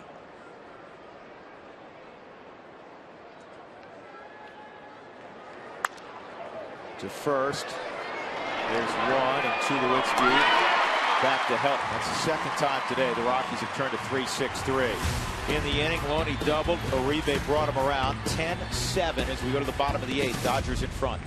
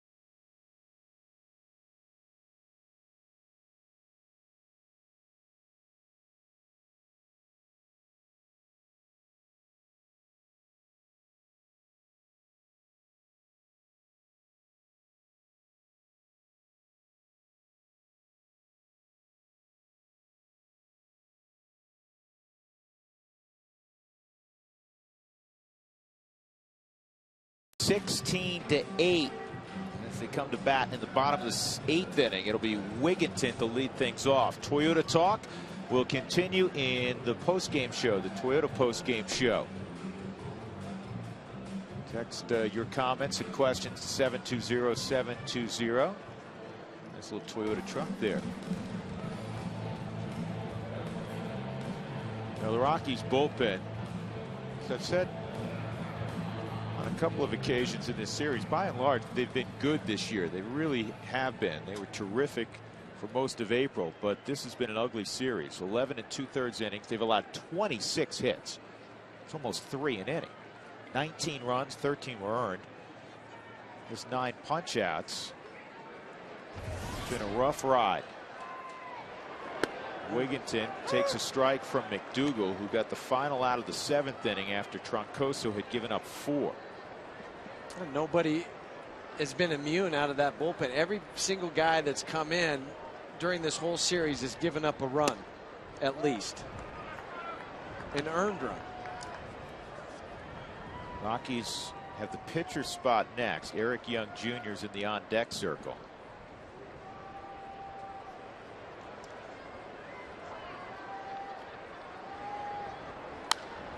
Wigginton hits a high fly ball to deep right, and the wind is going to keep this thing in the ballpark. Catch is made out there by Olchin right in front of the wall. Wigginton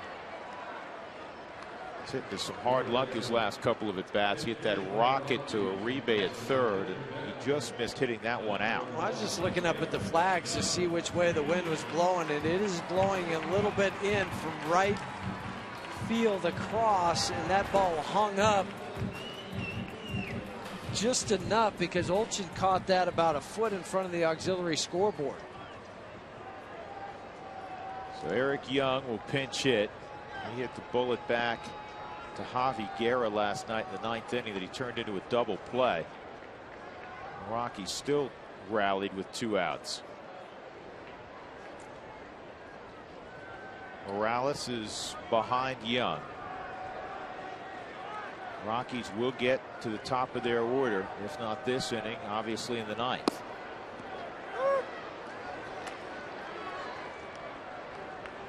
Eric Young Jr. still looking for his first pinch hit knock this year. 0 for 4, 0 for 2 from the left side. And that's right to McDougal, who bobbled once. They needed a second bobble, 2 outs.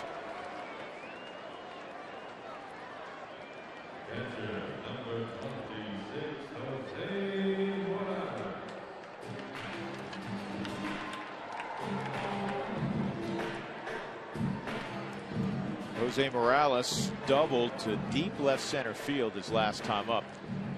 It's probably, we'll have to ask him, it's probably one of the farthest balls he's hit in his big league career. He's not a power guy. He's never hit a big league home run. Parts of 3 seasons with Minnesota. He's been up throughout the year for the Rockies, backing up Chris Iannetta. More of a part-time player, so his swing is geared that way, where he's trying to hit the ball line to line, gap to gap. He's not looking to try to hit home runs. He had 158 at bats with the Twins over the last 3 seasons. And another base hit. That's what his reputation was when the Rockies and Dan O'Dowd picked him up, that he was developing as a catcher. He's a converted middle infielder, but that he could swing the bat. And he's also a switch hitter. That helps him. Another ball he really likes the ball down. We saw it on his double to left center field gap. It was a ball that was down and sinking away from him, stayed through it. Does the same thing with that swing, hitting it back up the middle. Second at bat for Chris Nelson.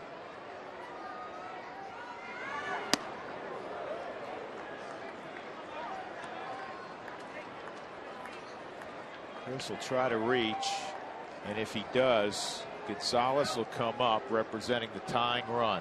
But Mattingly has Elbert, their left-hander, up. That doesn't mean a whole lot. Carlos has 2 hits off him in this series.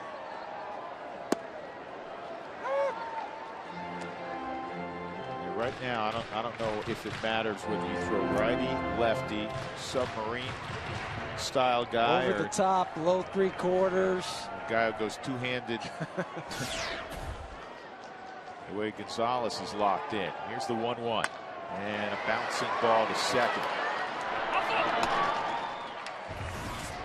We'll see Gonzalez in the 9th. 3-run lead for the Dodgers.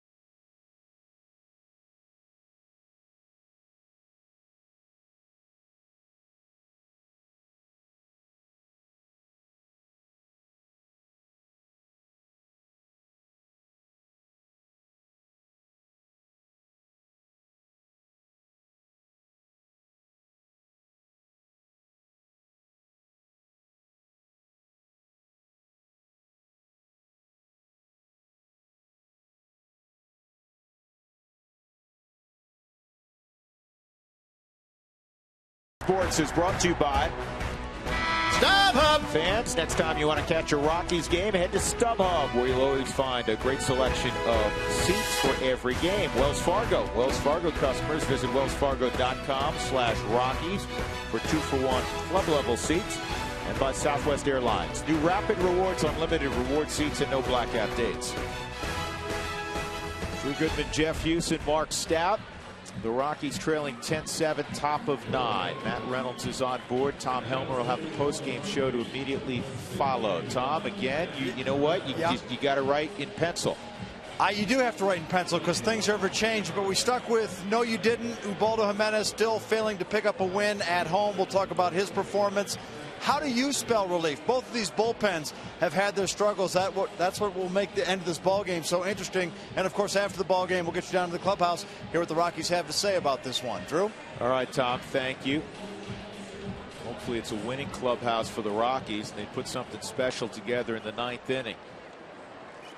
They'll have the top of the order, but first things first, Matt Reynolds, after a couple of subpar outings, which is been an aberration. He's been very, very good this year.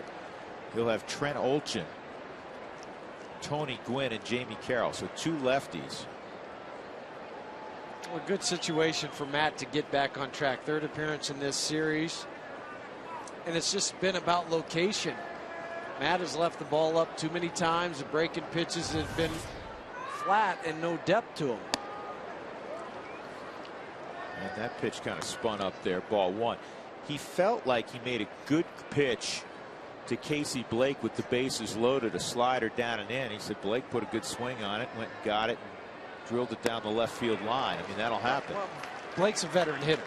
It's not like you have a rookie that doesn't have a whole lot of at-bats underneath him. Blake is a guy that has a number of at-bats. He's been in those situations. He doesn't panic.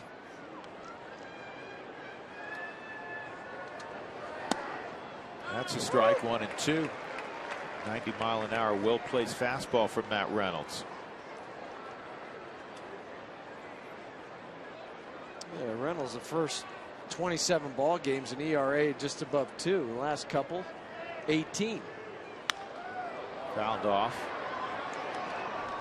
Well, this weekend, you don't want to be a pitcher because the ERAs have skyrocketed.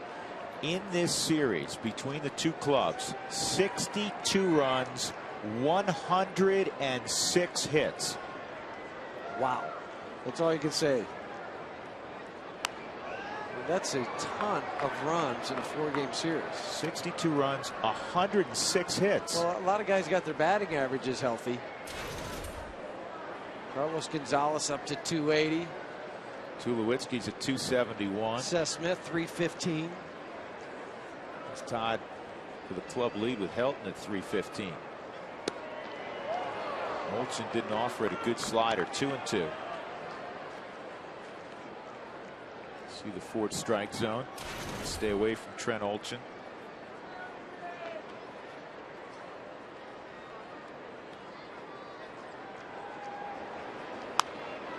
That's fouled off. If you're wondering, the pitchers of record are still the 2 starters. Ruby De La Rosa on the plus side. Ubaldo Jimenez trying to avoid his 7th loss of the year. And if the Rockies, just in case, need Houston Street, he's tossing in the bullpen. Center field. Cargo will make the catch.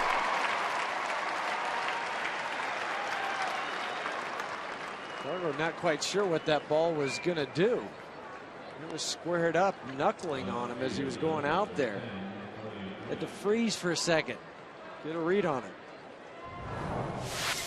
And this will show what Carlos was having to try to do. A little drop step. Is it going to his right? Went back to his left.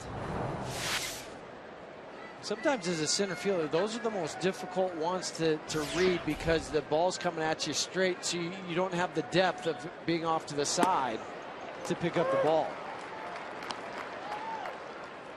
Did you get any reps in the outfield in the big leagues?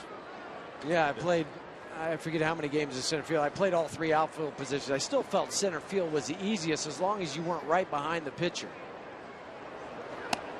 I would think one of the more difficult things to do if you're not out there every day, and even if you are, is when you had to come in hard and field the ball off that left foot because you had to throw with the ball snaking. The way the grass is cut.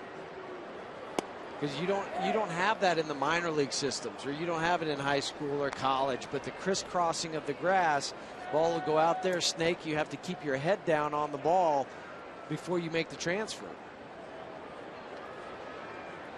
You see the different patterns in the outfield. It's like a checkerboard.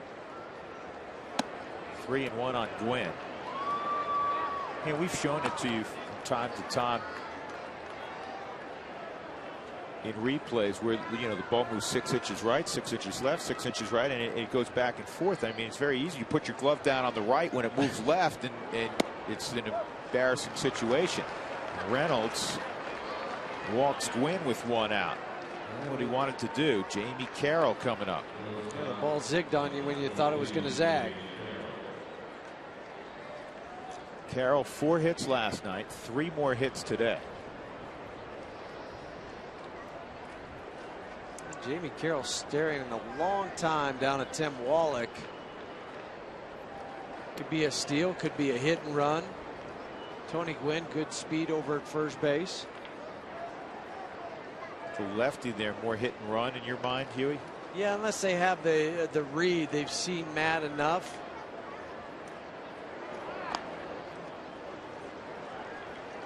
Tony Gwynn, a student of the game. He's in there studying hitters with Davey Lopes, their first base coach.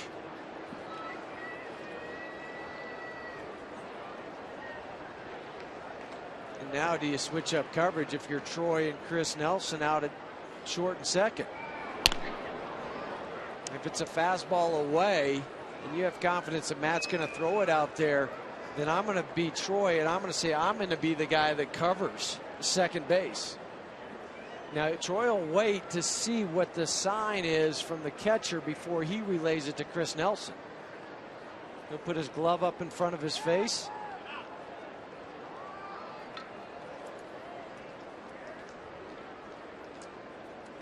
I always gave the sign, if I put the glove up and I gave an open mouth, means you had it, closed mouth, I had it.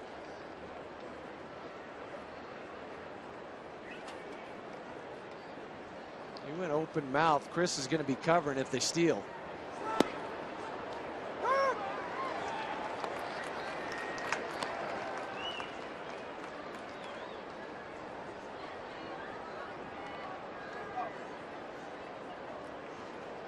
Even 0-1, they would still hit and run with Jamie Carroll.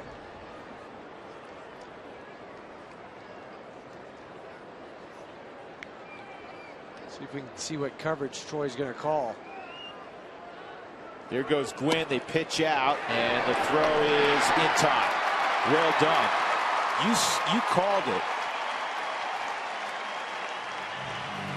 The risk you run is exactly what transpired. Ahead in the count, from a defensive standpoint, you can pitch out.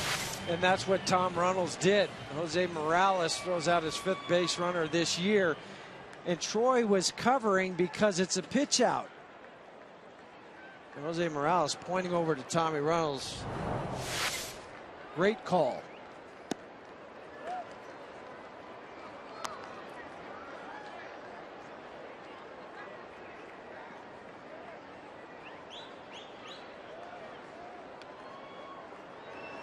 Two-1 off the corner. It's 3-1.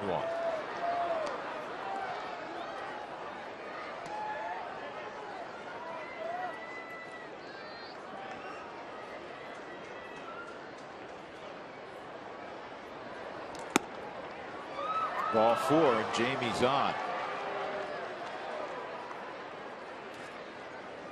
That's kind of a redundancy, isn't it? Jim Tracy is going to go out and get Houston Street. I talked earlier about Aaron Miles hitting from the right side, hitting .425 from the left side. Yeah, a little disappointing again for Matt Reynolds. That's 2 walks in the 3 hitters he faced, including 1 lefty. 1 out, 1 on. Check it, 2 outs, 1 on.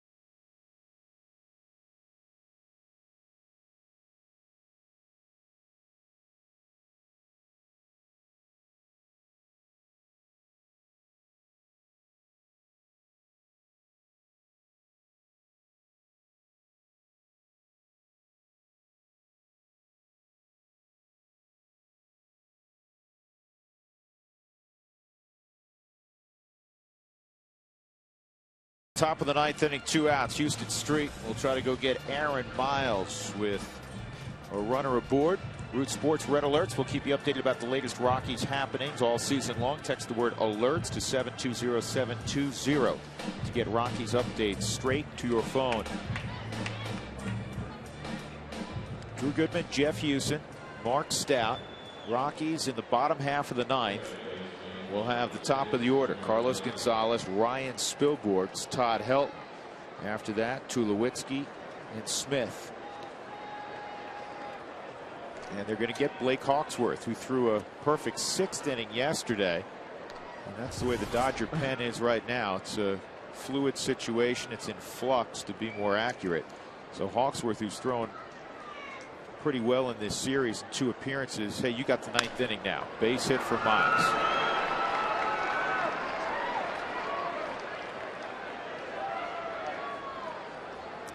Well, 17 Dodger hits after 18 last night. That's 35 knocks in 2 days. And whose spot would be hitting right now if he didn't do the double switch earlier? Don Mattingly? Yeah. Andre Ethier. Andre Ethier. Instead, he'll call on Casey Blake.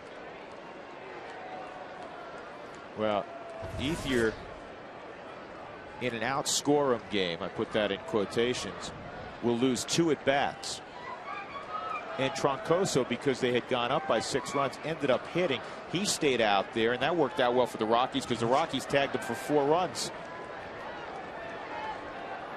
Still trying to figure out why Mattingly did that double switch. That's what his decision was. Outside to Blake, playing with a stiff neck. That's why he didn't start the last 2 days. Carroll at second, Miles at first.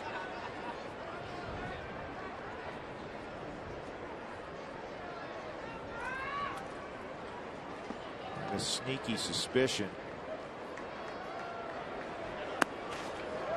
When the Dodgers open up that 12-game series tomorrow against the Reds, Aaron Miles and Jamie Carroll are going to be in the lineup. Even if you want to put D. Gordon back in there, put D. Gordon at shortstop, put Jamie at second, Miles at third, however you want to work those 2 guys, but they have to be in the lineup. The offense they give you, the spark, hitting in front of Andre Ethier and Matt Kemp.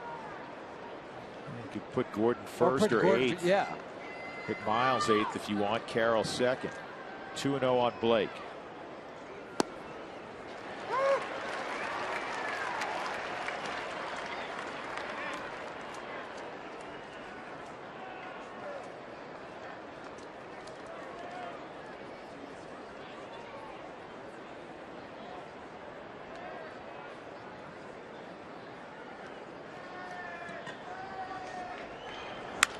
Ground ball to short. So we go to the bottom of the 9th inning. The Rockies trail by 3 runs. Top of the order to face Blake Hawksworth. Carlos Gonzalez is locked in. 3 hits, single, double, and a home run today. He'll begin things.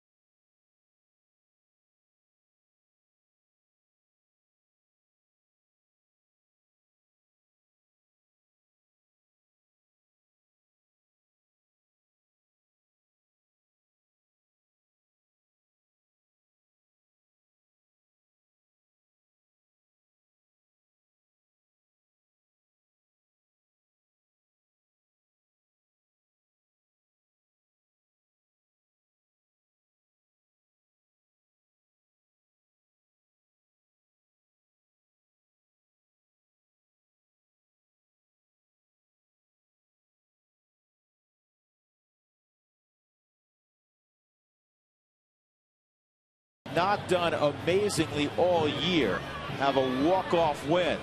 Well, they'll take extra innings right now. Trailing by 3 runs. They'll face Blake Hawksworth in the bottom of the 9th inning. Carlos Gonzalez looking to reach and get it going against the former Cardinal. A native of North Vancouver, British Columbia. 28th round pick of the Cardinals a number of years back.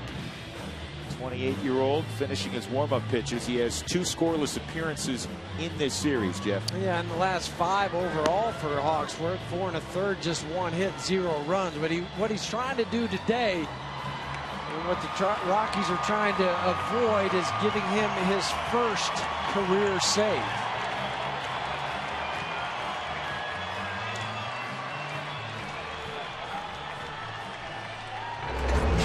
Seventh inning, Carlos Gonzalez came up with Jose Morales aboard, and he got a fastball. Quite honestly, that was up and out of the strike zone. Didn't matter. He hit it 433 feet for his 9th home run.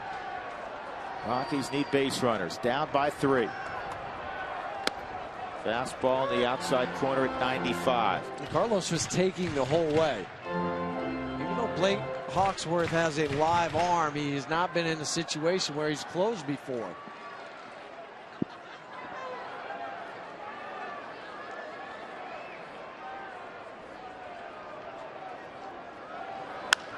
This ball is driven to left center field and deep, and Gwynn makes the catch in the middle of the track. Well, I was watching Matt Kemp on that, and by his reaction, first I thought, man, that may get out also. At least get into the gap, hit off the warning track, go into a double. Gwynn's playing a little bit deeper and over into that gap because of what Carlos has been able to do, and hit one double there earlier. So he was cheating to that side. The wind held it up just enough. Spilborg's doubled in his only plate appearance. That's a strike. You never would think the Rockies would be on this graphic. They have now gone 64 games without a walk-off win. The White Sox went 60 a couple years ago. Then you go back to the Orioles, 76 in 05.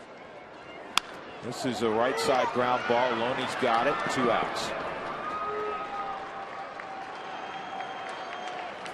Again, because of the Rockies' home field and the abundance of runs that are scored here, particularly by the home team, you just can't imagine a club going that far into the season without a walk-off win. And look at the Giants, who can't score at all. When they win, it's 3-2, 2-1. They do a lot of winning, obviously, because they're in first place in the NL West and the defending world champions. They have 9 walk-off wins this year. And the interesting thing about that is 8 of them are walk-off singles, and the other one was a double. So it's not like it's, a 3-run blast to win it. They're getting traffic and just a little single to knock in that winning run.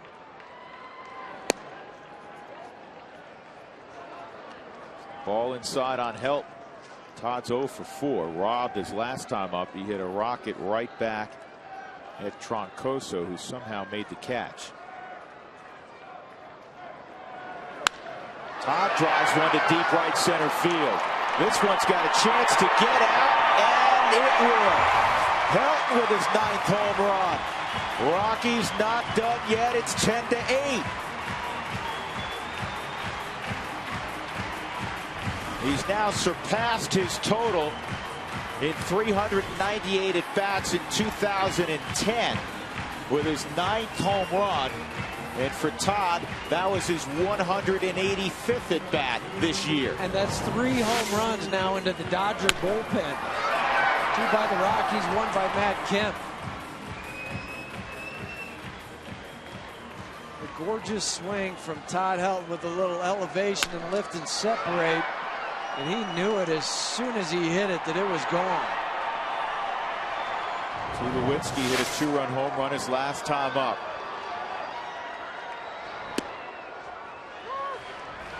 .96 on the block, strike 1. Smith hoping to get an opportunity. Seth is on deck. If he does come up, he'd represent the tying run. They kind of go back to that extra run that the Rockies gave the Dodgers in the top of the 8th inning.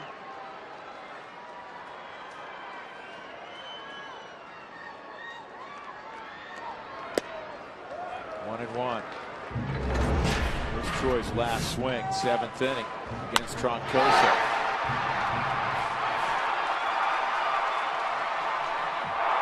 That one 431 feet.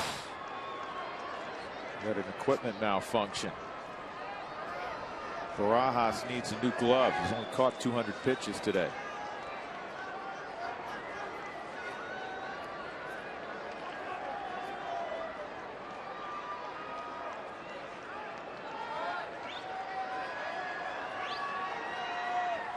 Changeup. And it's popped up, and it may be playable. Wynn's got it, and it's going to land in the first row, fortunately. That thing went up, and it looked like the third baseman, Uribe, may have a chance. Hawksworth was all the way over there as well. When you don't have any big league saves, and it's a completely foreign situation to you. And you just gave up a home run to Todd Helton. Troy hurt his shoulder a little bit on that swing. Rotating it around. Trying to shake it out a little.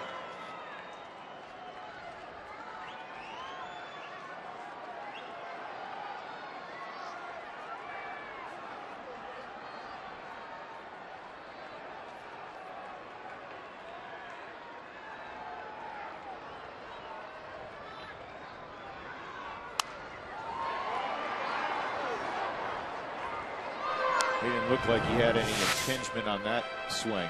Not there. Well, that's what it was. It wasn't on the swing, it was on the equipment that was being thrown at him. Glad it hit him there. Would hit him in the face. face. Would knock out some teeth.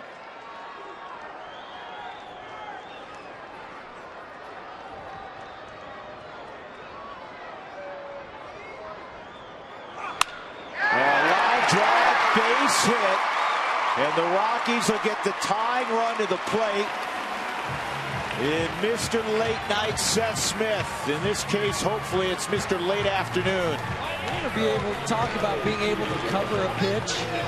That's what Troy did with that fastball away from him. He just covered the pitch away and poked it into right.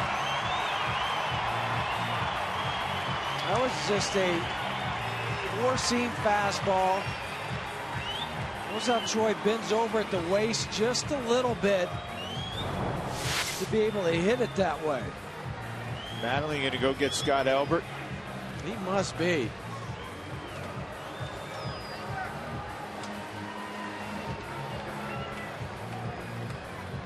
So Hawksworth goes off, 2 outs in the 9th. Tulowitzki at first. Smith coming up.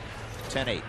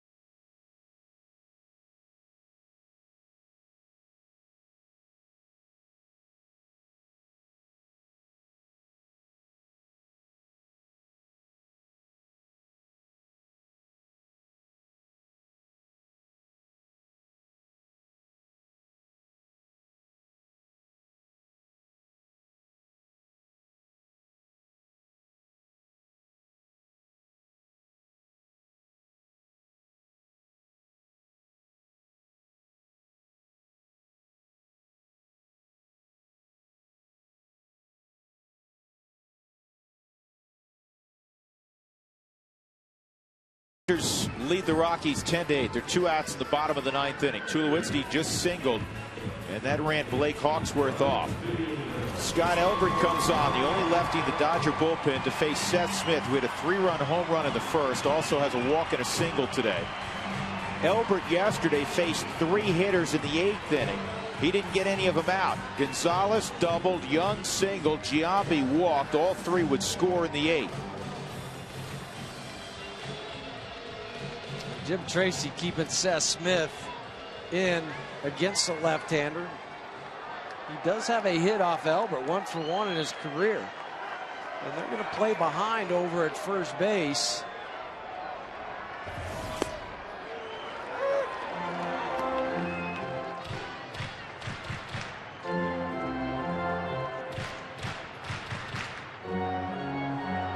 One strike count on Smith.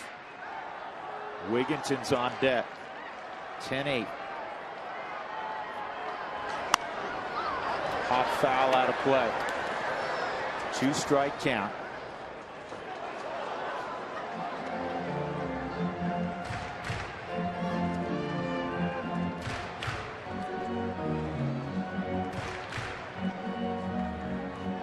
Rockies won Thursday and Friday night. Lost 11-7 yesterday, despite a furious rally in the 8th and again in the 9th. They're trying to do the same thing here tonight. 0-2. 1-2. Rockies got back in it. They were down 9-3 with a 4-run 7th.